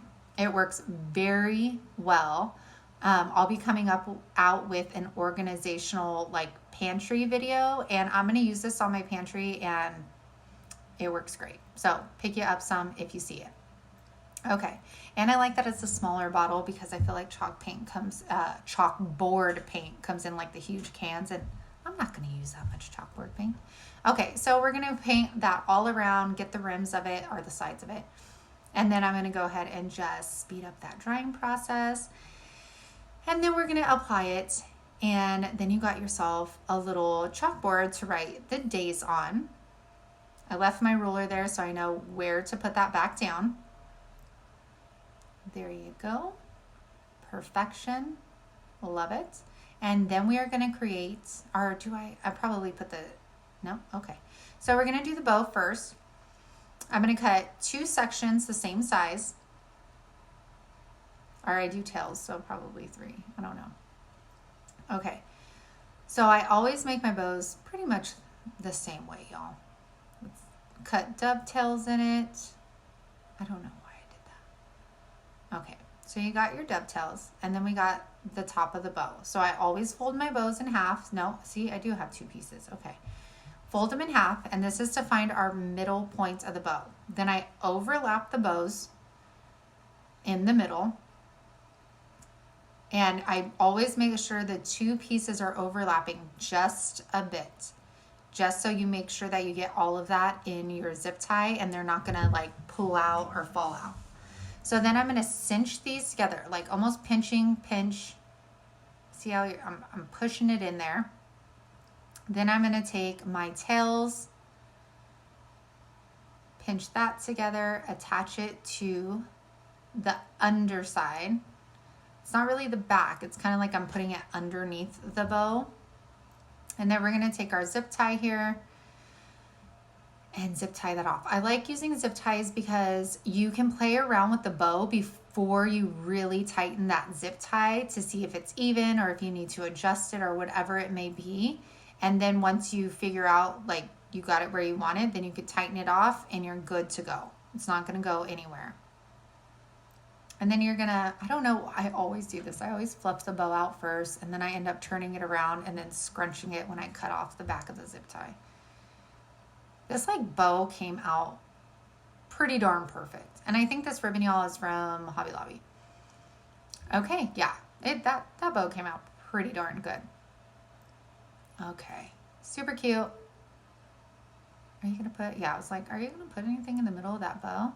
So we're just taking twine from the Dollar Tree, and we're gonna wrap that around. I think the twine too, I feel like adding twine just as little details adds like a more rustic feel to it, more kind of farmhouse feel. And it's covering up our zip tie as well, which is exactly what we want. So there we go, covering that up, fluffing the bow out again. Should become a master bow fluffer. Okay, so let's go ahead and before we put the bow on, we are going to turn our sign around. And do I? Really? Do I? I thought I put a sawtooth hanger on this, but I guess not. So measuring, of course, we need to make sure it's even. Marking off my spots right over here. What am I gonna do? Am I stapling it? Oh, okay. Using the staple gun. Oh, I'm surprised surprised myself. I thought I was going to use a sawtooth hanger, but this makes sense. This makes sense. All right, so let's finish this up. Tying it in double knots just so it doesn't go anywhere once you staple it. Voila. And then now we could apply our bow. Gotta find my middle points because y'all know I'm crazy about my numbers.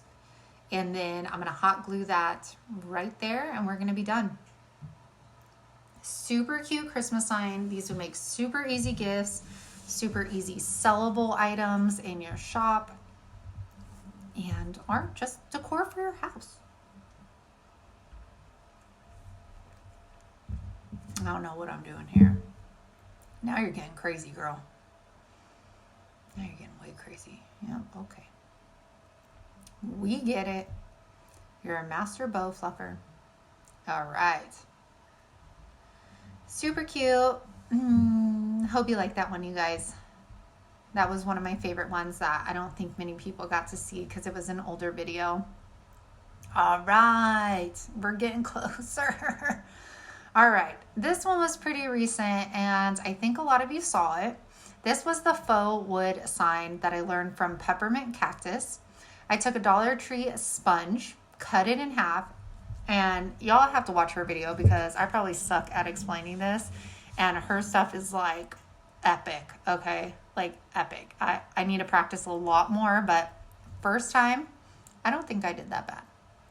So I'm taking antique wax, and that was clear wax by Waverly. And now I'm going to take my yardstick and I'm just going to draw out panels. Now she does hers 3 inches wide each, so I was just following whatever she told me to do. And so I'm going to go and do that. So I am just drawing all my panels here.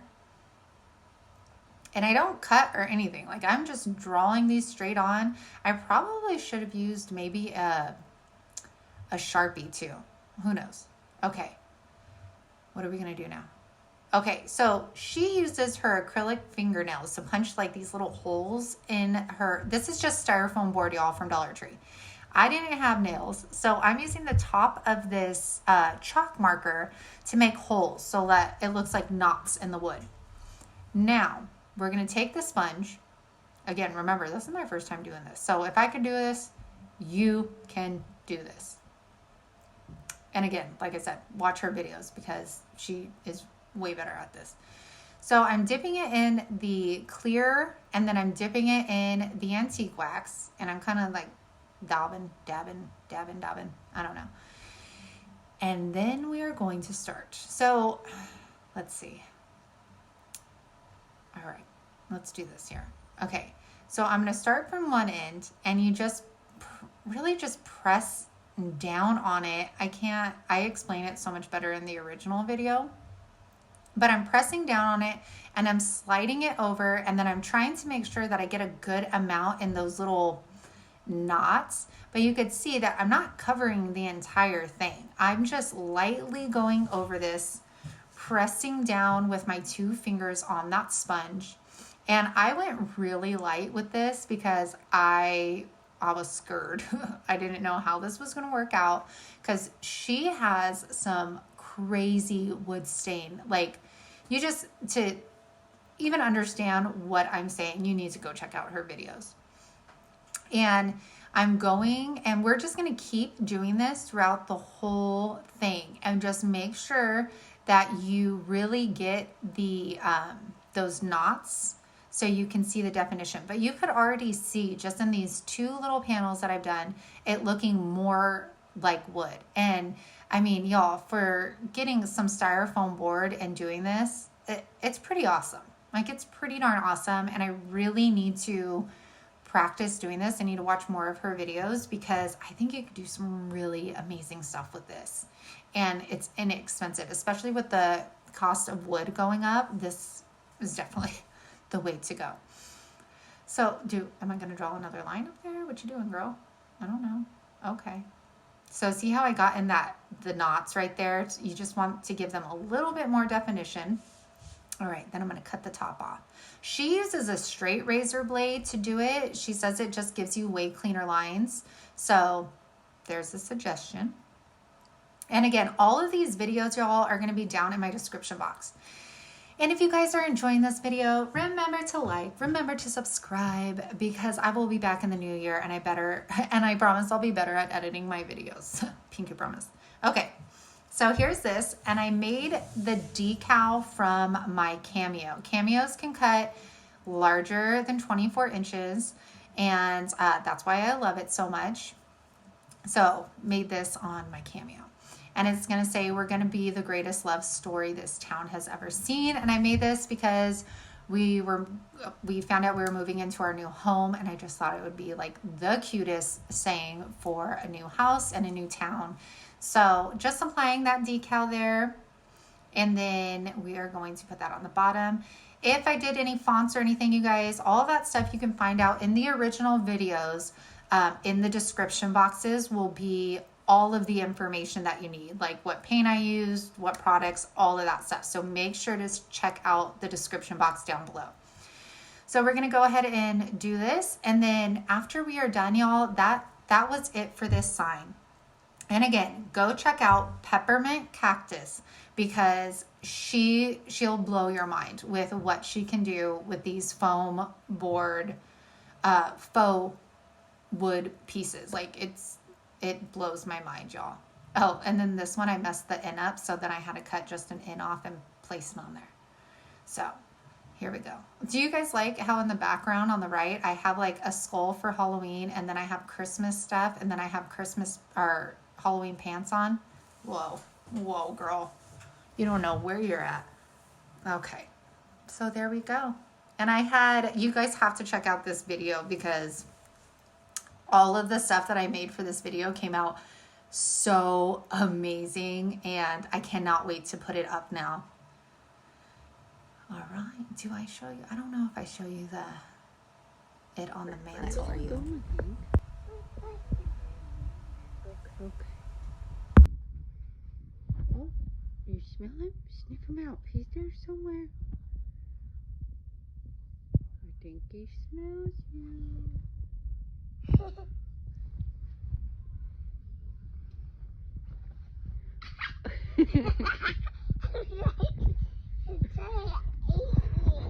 Oh, he would never eat you. Oh yeah, that's really eating. More like licking. Oh, he said, lift up your arm, little boy. All right, here is another mason jar DIY. I made 3 of these in one video. I loved how all 3 of them turned out, but this one was definitely my favorite. So again, taking one of these mason jars, I'm taking off all of these little stars. Again, keep all of the accessories you take off, because you never know when you can use them. And then we're going to excuse me, take our shipping paper. I think this was my first video maybe that I used actually and showed you all that the shipping paper trick over here. And we're gonna go ahead and cut that out. Oh, there you go, girl. Working smarter, not harder. I like it. Okay, so you can see it's traced out. Then we're gonna cut this out. Now, I've learned, because the shipping paper, it just wants to curl up on you, that just leave the sign on it while you're cutting, okay? And then we're gonna take some hot glue, and you could take glue sticks or whatever, but hot glue works really well for me. And we're gonna go ahead and get the tops of it. You get one side of it with hot glue, and then for your what am I doing? Oh, why'd you do that? Okay, one side right there. Oh no, I just go in. Get it, girl, get it. Make your life easier. Okay, there, see, now it looks finished. But we gotta clean up the sides, as I usually do. What a world of a difference with the craft knives. Okay, so this was from Hobby Lobby. Do you see how beautiful that bee scrapbook paper is? And we're gonna go ahead and trace the back. I'm not too worried about the top, because we're gonna cover the top up. So I'm just really getting like where those jar, like the lid grooves go. We're gonna go ahead and cut this out. apply it perfection. And I believe just hot glue, yeah.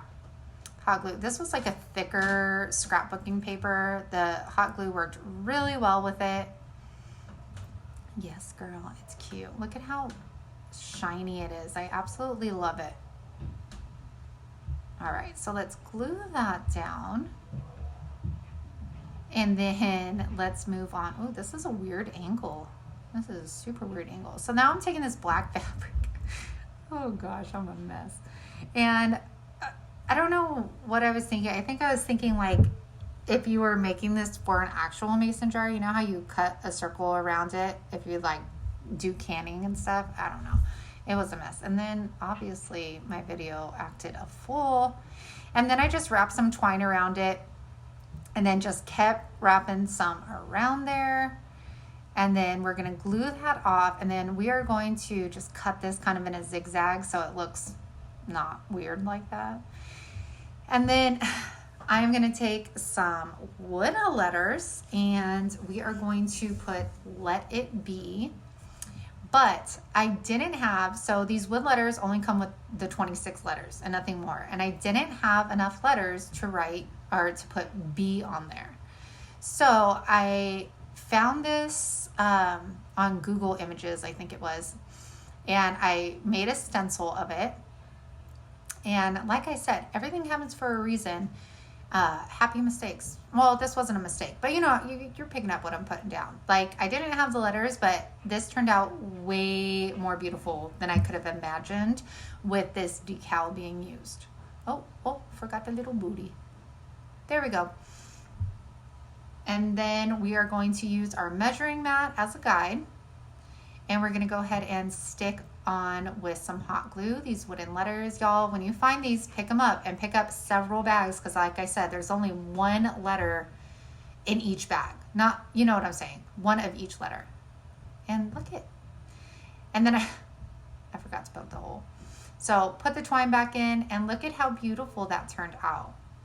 I can see this like in a nursery or something, or even someone's kitchen would look super gorgeous. I still have this one too. Oh, you guys, 5 more to go. All right, I know y'all loved my calendar DIY videos. I have 3 of them out. This was one of my first ones that I made with them. And I'm taking the cookie pan sheet over here. We're gonna take some different paints. We're gonna take some chalk paint, some twine. We're gonna get crazy with it. Okay, clothespin. And we are gonna get at this. Okay, so I'm taking Celery by Waverly, or no, is that white first? I think I'm taking white because this is when I thought, okay, you don't want the numbers to come through. Well, that is a mistake because I did this and my subscribers said, no, you should actually be painting it. Was it black, y'all? I think it's black if you didn't want the numbers to show through, which I personally didn't have an issue on this one with the numbers showing through, so I was fine. So I am measuring my image on the calendar out so I can see how far down the image is gonna go, because that's how far down I believe I'm going to place my paint. Yep, there you go. That's it. Get it, girl. Okay, so we're gonna paint the rest of that from that spot that I made upwards, because again, I thought that this was gonna help with not having the numbers show, but if that's the case, y'all, I believe it's you paint it black, not white, because that just makes the black numbers come through even more. Okay, so then I'm taking the Dollar Tree chalkboard paint again. And again, this is chalkboard paint, not chalk paint. And we're gonna put this on the bottom half. And my vision for this was a little memo board. So I'm using this paintbrush because the foam brush was giving me way too many streaks on there. So I go ahead and I use my folk art brush. And now I am taking, I think this is agave and then white because I didn't have celery at the time. And I'm gonna go ahead and paint the sides because if you hang this up, you will see the sides. So I didn't paint the back of it, but I painted the sides of it. So in case someone, you know, was looking at it, and because I know it's finished, I had to do it. So making our little custom paint. Then I'm going to go around here.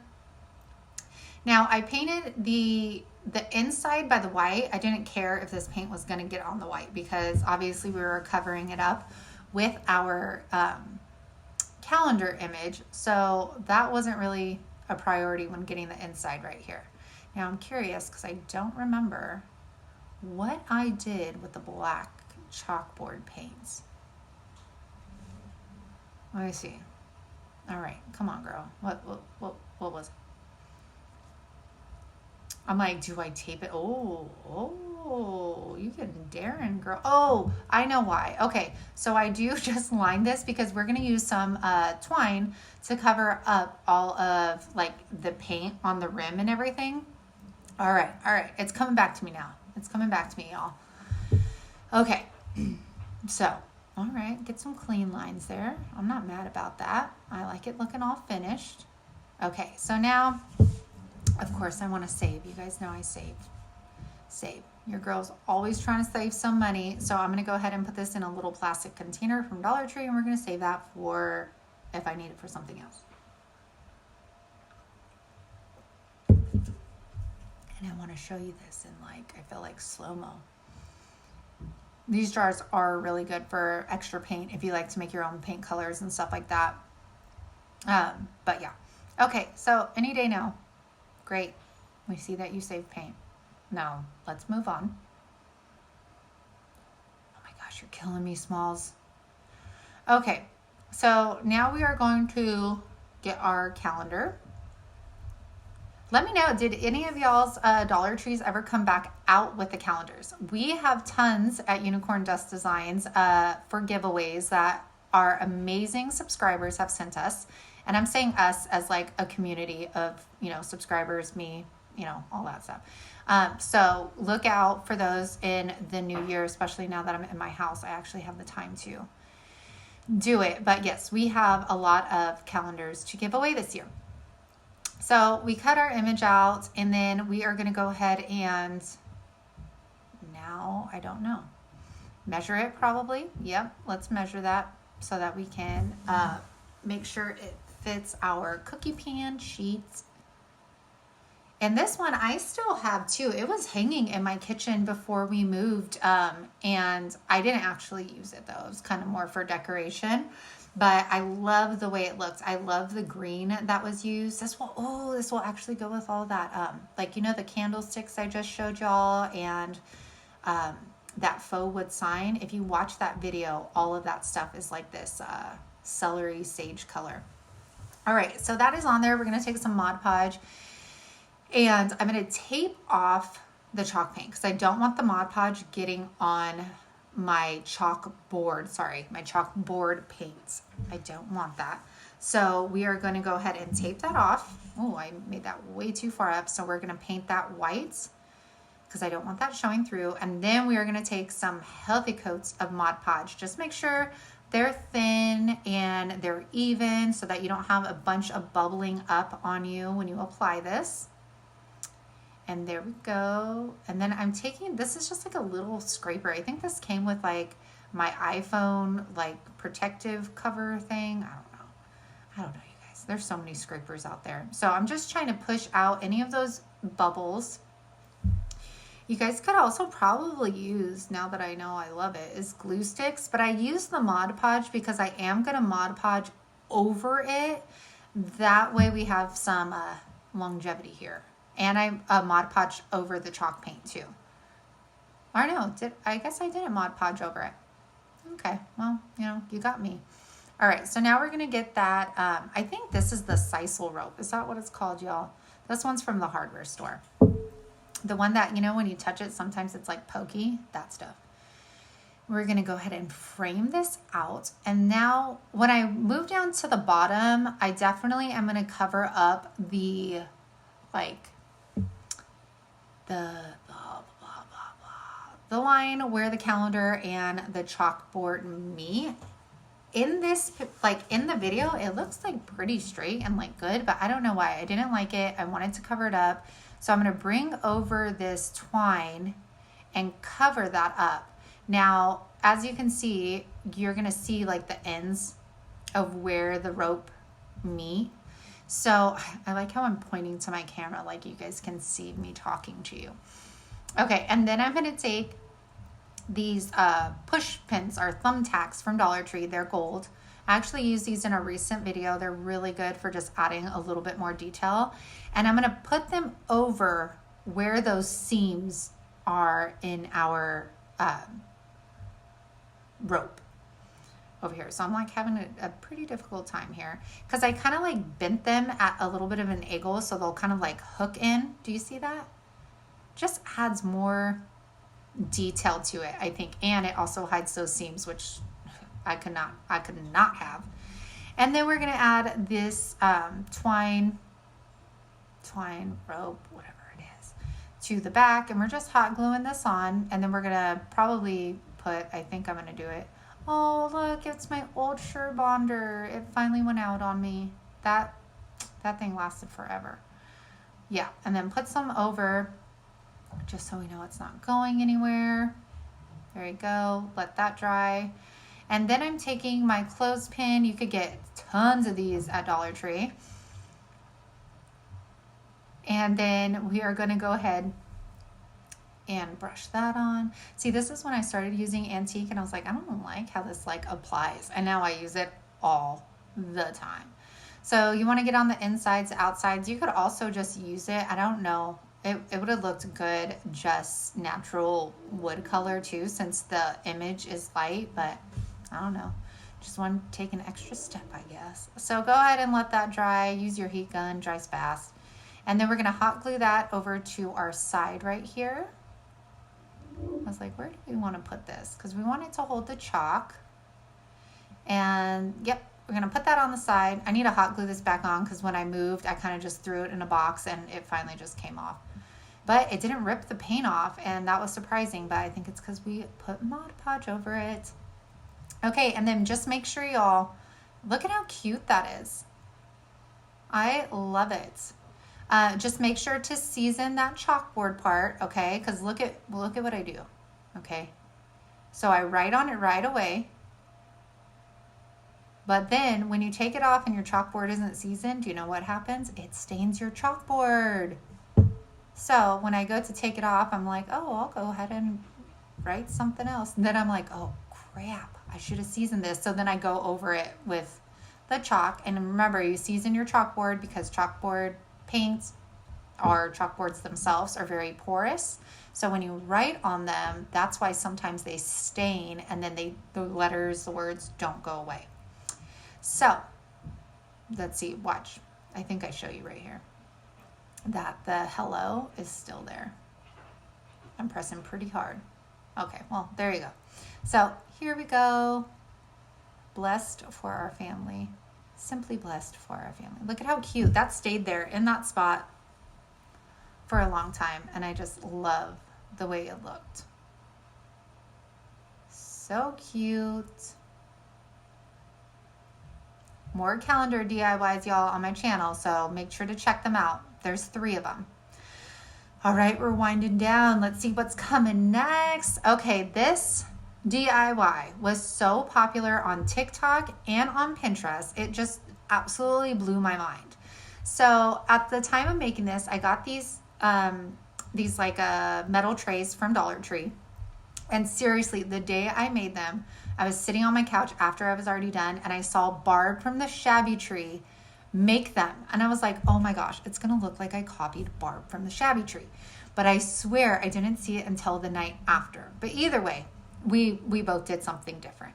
So we're gonna go ahead and take these off. Just be careful when you're using your heat gun to remove these stickers. I mean, you don't even have to because you're not going to see the back part of these. Yeah, see, I was like, never mind. You're not going to see the back of them. Now, these are absolutely beautiful because they have these like rose details on the rim. They're just stunning. So I'm going to use this celery chalk paint here.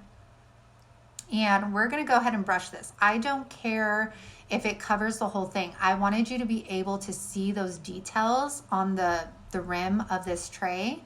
And I didn't mind if it looked, you see how like you can kind of see through it? That's why I made sure that I was kind of going in the shape of the tray because this is going to become our pumpkin.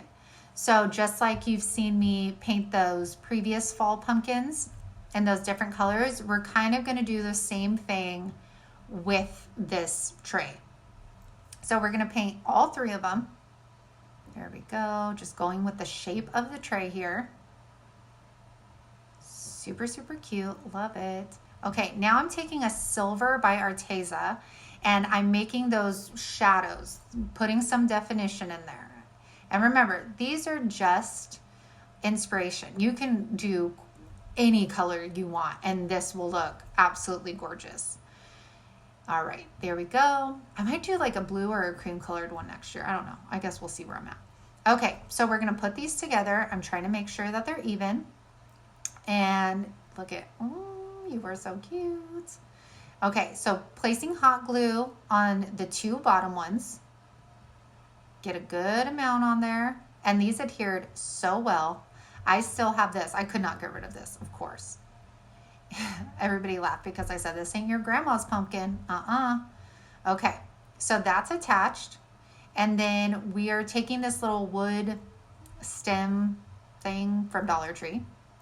And we are going to also apply some hot glue on the back. So we just want to make sure that really holds well. And then taking the little stump or stem or whatever you want to call it, and we're hot gluing that to the back as well. And just leave it there for a minute and let it dry. I had to put a lot of hot glue on this guy. Okay, so you could leave it as is. It could be simple and beautiful. Look at all those details. Yes. But we're gonna add just a little bit more to it, and we are gonna go ahead and get this lace ribbon from the Dollar Tree, and we are going to just get a little simple bow on there. So hot gluing this together, and then of course dovetailing our ends for our little tails, and then we're gonna fold our bow in half as I usually do. No shock there. You already see I got a zip tie over to my left. So right here, you guys, I'm pushing together and then I'm folding down. You see that? One more time.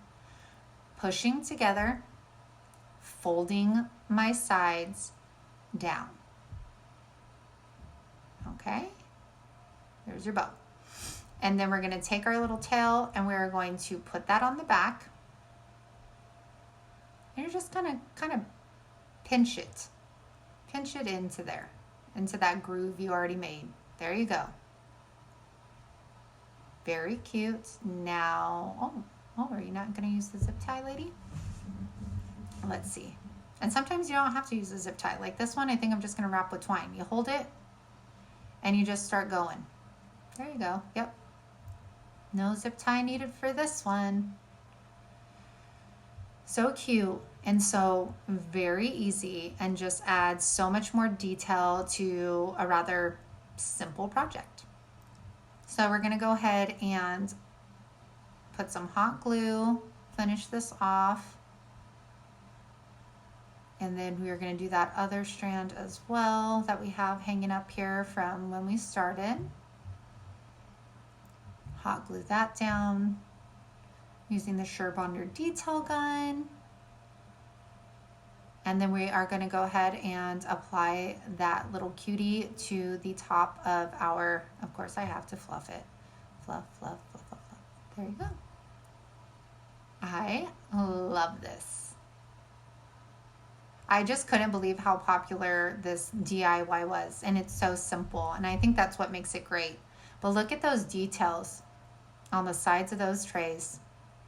Oh my goodness, I love it. Make sure you watch the full video, y'all, because it's definitely worth a watch. All right, let's get on to this next. Oh no, here's the needing.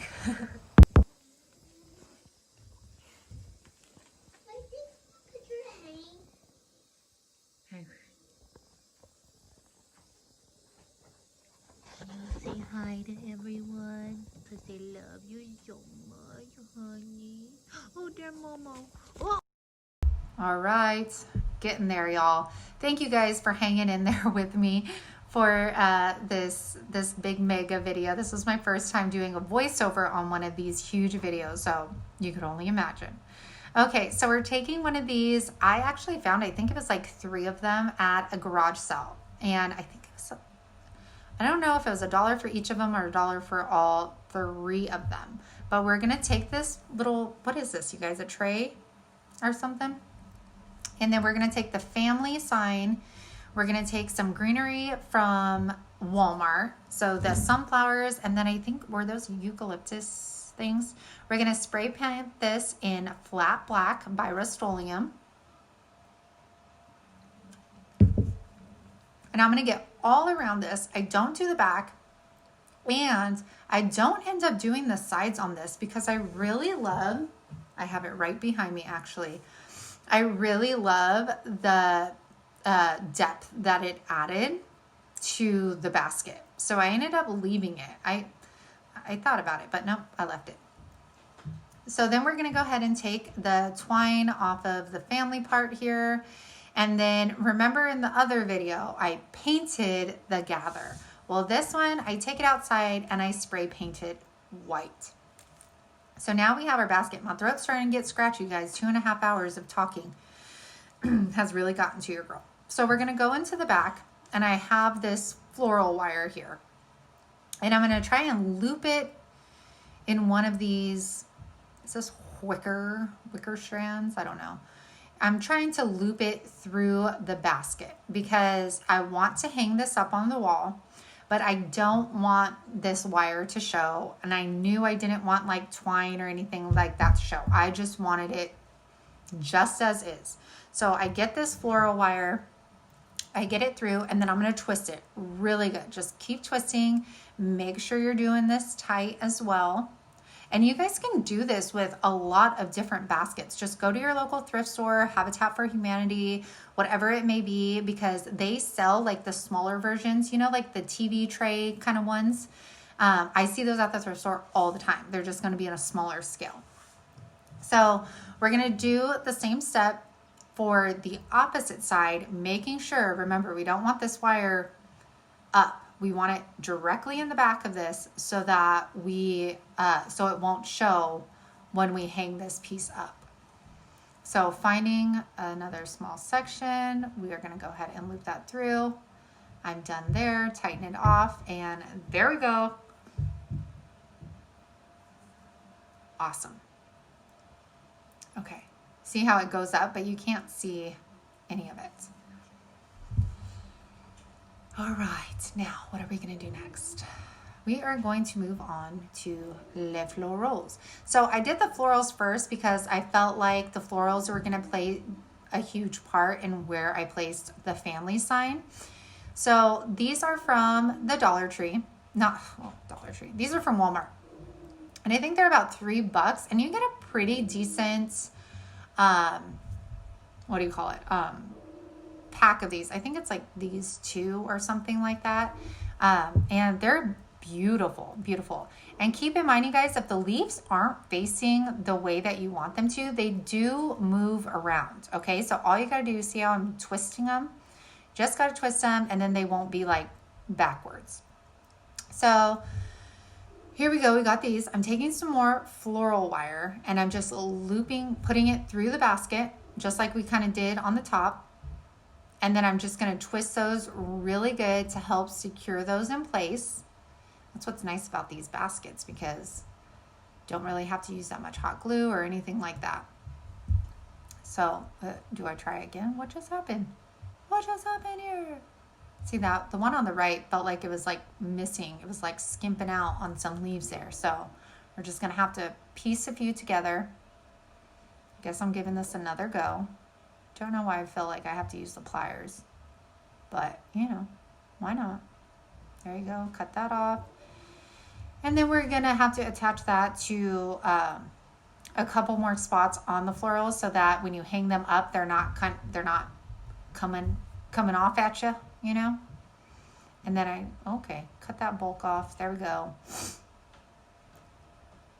And repeat again, repeat again.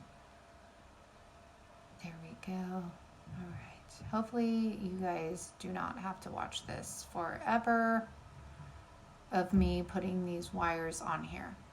But nonetheless, they came out beautiful, y'all. Okay, so repeat that step on the other side. Or I might put you through the torture of watching me do the other side too, because that's just, no, I don't. Look at that. Okay, but I do add that extra leaf in there because that right side was looking super skimpy. So again, just taking floral wire and just adding an extra piece in there and then twisting that up and finishing that off. There we go. Very cute. Yes. This is sitting right behind me. I can't wait to like hang it and stuff as like we change out our decor throughout the year, because I love this piece and it's really big. This is like a really, really big piece. So playing around with the sunflowers. Aren't these sunflowers gorgeous? And this bundle, this huge bundle, was only $3 from Walmart. So for the family sign, we are going to take some more of that floral wire. And all I'm going to do is just take a good old stapler and we are going to staple it. I'm just going to crisscross this, or did I not? I thought, no, I think I am. I think I'm going to crisscross these. So we're putting it in the sides and then I'm going to put it one in the middle. There you go. Middle, middle, middle, middle, middle, middle. One on the ends. Okay. Crisscross applesauce. Yep. I knew I crisscrossed. See, I remember some things. All right. Now we are going to get that. We're going to lay that on top and I'm going to try and save. What? I'm going to, okay, no, we're not going to do that yet. We're going to do our flowers. I'm going to put a grip of hot glue on these sunflowers. I don't know. That's a little bit. No, you end up having to put more. And we are going to just apply these with the hot glue. I tried with like a little bit of a stem to try and do like the floral wire thing, but it wasn't working for me. So I ended up having to hot glue these three on, but they are very secure. They stayed on very well. And then I'm going to go ahead and now, I think, take the family sign. I have to play with it for a little while. It took 2 cups to hold it up for me. And then I'm going to put those wires. I'm going to shimmy this thing through. I'm going to make it work here. See, I'm trying to find the perfect spot to put these in while also trying to make sure that I keep it in the spot that I want it to. Come on. You can do it. Let's do this. Okay, let's get this through. Y'all, I feel like I've been down here for like 5 hours doing this voiceover. I'm like hungry, I'm getting cranky, I need water. Oh, okay, look at how cute. I love this. Hey, bring me back to tank tops and shorts, y'all. I need it. I need it in my life. Okay, so now we're just twisting that together just like we did everything else, and this thing is secure. Like, it's not going anywhere. It looks so darn fabulous. Get it, girl. Yes. All right, y'all, we're winding down. We are winding down here. This one is done. It is beautiful. Again, let me know which one's your favorite. 2 more. I don't know. Are you excited or am I excited? Okay, this was a trash to treasure video, you guys, and I made this epic tray using a dog food cardboard container and a lot of rope. This is the sisal rope from the hardware store, and I'm gonna go around and I'm going to hot glue all of this. This took, oh my gosh, this took quite some time. I want to say like a couple hours to do this. So if this is something y'all want to do, save some coin by doing it yourself, then turn on a movie and just relax, because this is going to be a little time consuming, but you know what? It was kind of relaxing. I got super into the zone when I made this. I still have this piece too, because I was convinced I was going to be able to display it at some point. And now that we have a bigger home, it is going to be so nice to use some of the things that I've kept along the way. So yeah, super excited. Let me know what you guys want to see in the new year. Now that you've seen all these crafts, besides better editing, let me know what else you want to see crafting wise, because I am definitely going to be crafting for my home. I am going to be doing some organizational videos, of course, some Dollar Tree hauls, a little mix of everything. So if there's specific things that you have in mind that you would love to see or know how to do, then definitely comment that down below. So when I'm wrapping this, y'all, you need to make sure when you put the hot glue in the corners that you press that rope really good into those corners and hold it there for a few seconds so that it doesn't pop back up on you. And then I am just gonna follow this around and around and around and around. And I wonder how much of this I actually show y'all, because it is a lot. I think I actually ended up having to use another color of, I think I did, of this rope because I ran out of this stuff, I think. I guess we'll find out, right? Okay, so let's keep going. Oh my gosh, I really hope I don't show you guys this whole process. I'm gonna have to scold myself if I do, because that's outrageous. Totally outrageous. Yeah, okay, no. Okay, so getting to the middle, you just get tighter and tighter, and then just put a good healthy amount in that middle. Look at how good that looks already. Like, come on. Who would ever guess that this was made out of a dog food box? Like, yes, okay. All right, yep, see, I ran out of that light colored sisal rope. I hope I'm saying that because I keep on saying it, so I hope I'm saying it right. And then I am going to start doing the inside rim of this box. And we're basically going to do the same thing. Like when you get to the corners, put a good amount of hot glue there and then push it in to the corner and hold it into the corner. Okay, like right here. So I put it on the corner right there and then just hold it in, because it will want to try and like pop up at you. So you just need to make sure that it dries a little bit so that it keeps its form. And then we're gonna go around and do the same darn thing, okay? Just around and around and around and around. All right, yep. All right, let's see how much. When you guys watch these mega videos, are you guys watching them while you're crafting, or are you really sitting down and like watching how they're done? I'm very curious to know that. I feel like when I watch these videos, it's more like I'm watching them in the background while I'm crafting, but not so much watching in like detail of how to, because I feel like I would go back and watch the original video. Does that make sense? I don't know. Let me know if you're watching these as background or if you watch them to really like learn how to do the DIY. Okay, so do you see now I'm coming up the top and I'm gonna come over the sides now. See, this is, you would be surprised with how heavy this tray is. Okay, so look, I did the sides, right? Now I'm gonna paint the bottom gray. Now, I'm going to go up and paint, I think it's like 2 or 3 strands of this rope, the gray color, because what I didn't do before was paint this red part. Didn't even think of it. So when you looked at the tray, you can see the red through the twine, which we didn't want. So I paint the bottom because you know I have to have a finished kind of look here.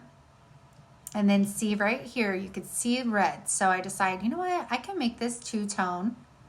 And look at how good. Like, come on. Does that look like I made that out of a dog food box? Like, at all? Yes. I hope you guys like that one. Like I said, go look through my old videos. All right, here we go. The last one. What is it? It is a fall DIY. So I'm taking these wood cutout pumpkins again. Like I said, get them. I am taking some some vinyl decals I made. And we are just staining these with the antique wax. Now, if you have wood stain, feel free to use it. Wood stain will just take you longer to dry. With the antique wax, you can put some, heat gun over it and you're good to go. So we're gonna apply, now that this is dry, our sayings to it. And there we go, done. We're gonna use all 4 of these. This was a little tricky sizing these because I had just got my Cricut at the time and it was like my first time using it really. And for some reason I couldn't get the Cricut. I don't know what I was doing with the Cricut, you guys. So anyways, it took a while, but I finally got them cut. And it's going to be bless the food before us, the family beside us, and the food before us. I don't know. I forget. Okay. Anyways. And I have this saying, if you guys have seen my handmade painted table that I've made, this is on a huge farmhouse table. Not a huge one. It's a round one. But anyways, I'm going to take the little twine pieces that these came with, and I'm just wrapping them around the stems so that you do not see the hole on them, because I didn't want to put a bow to cover it or anything like that. So I'm going to cover them with these. And what's nice is that twine was like super thin, so it worked out perfectly. So bless the food before us, the family beside us, the food in front. I don't know. Okay, so now taking the beware sign. I love these because they look like paneled wood. So whenever I see them, I do pick up a few. So I highly recommend getting these from Dollar Tree. So we're going to take these out. Don't worry about those holes at all. And of course, your girl is going to cover the back of this up with her brown shipping paper. I just always need a finished looking product. And what's nice, it just blends in the background with everything, you know, so you don't have to worry about it. You don't have to try and get paper or the glitter off. It just makes a huge difference. Now we're going to take Cashew by Waverly. Love this color. I don't think enough people use it. It's gorgeous. It's like a nice, beautiful ivory color. And we are going to go ahead and paint this, but we are not being, you know, clean with it at all. We are giving this a nice messy brush over here. I want to see some of that brown peeking through because it'll go with like our stained pumpkins. And I love, and you guys loved how this turned out too. Now I am going to be creating a faux panel look. So all I'm doing is taking a pencil. You could use a Sharpie marker as well. I just used this lead pencil and it worked super well for me. Kept it exactly like that. Love this. Now, I will say, do you see how I'm rubbing it in? Just trying to make it so it's not so like stark and defined. Make it a little messy. Oh, that looks so good. And now we're gonna go ahead and we're gonna wrap the sides up with twine. And this is just gonna cover up those holes in the front of it.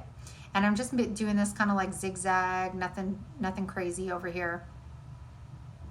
Oh, no, I don't cover up the holes. I'm sorry, because I end up hanging this up vertically.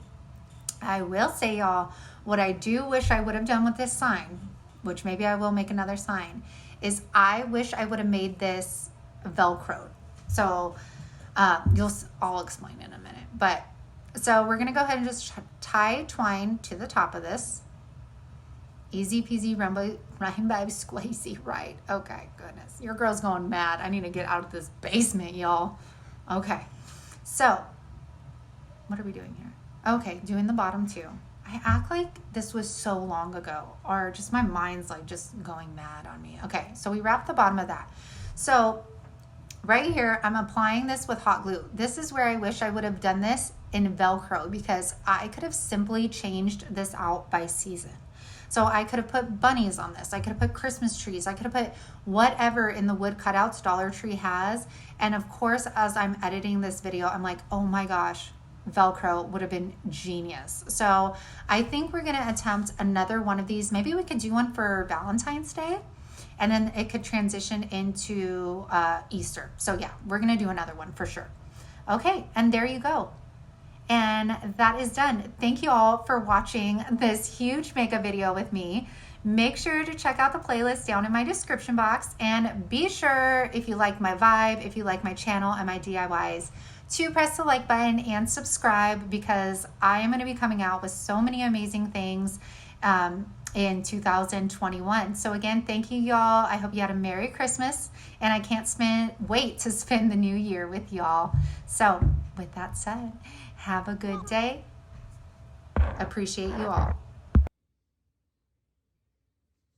Well, hello there, you guys. Happy Friday. Mine is.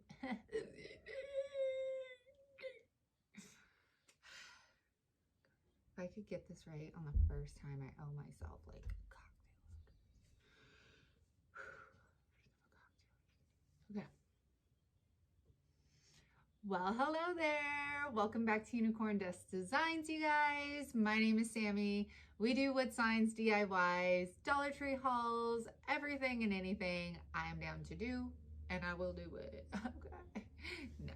Okay, you don't get a cocktail now. All right. This is for, if you get this one right, you get 2 energy drinks today. You need the energy. Okay. Bloopers. Bye. So I am super excited to bring you some more of them. No, that I'm bringing, I don't even really know what I'm doing.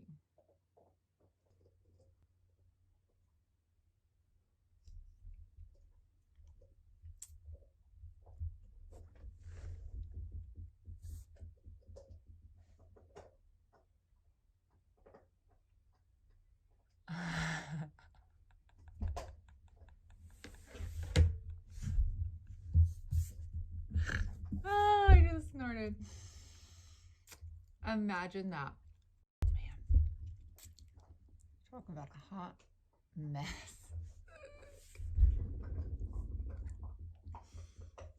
Sit up straight. Happy Friday, y'all, and welcome back to Unicorn Dust Designs. And no. Okay. Happy Friday. No, I don't like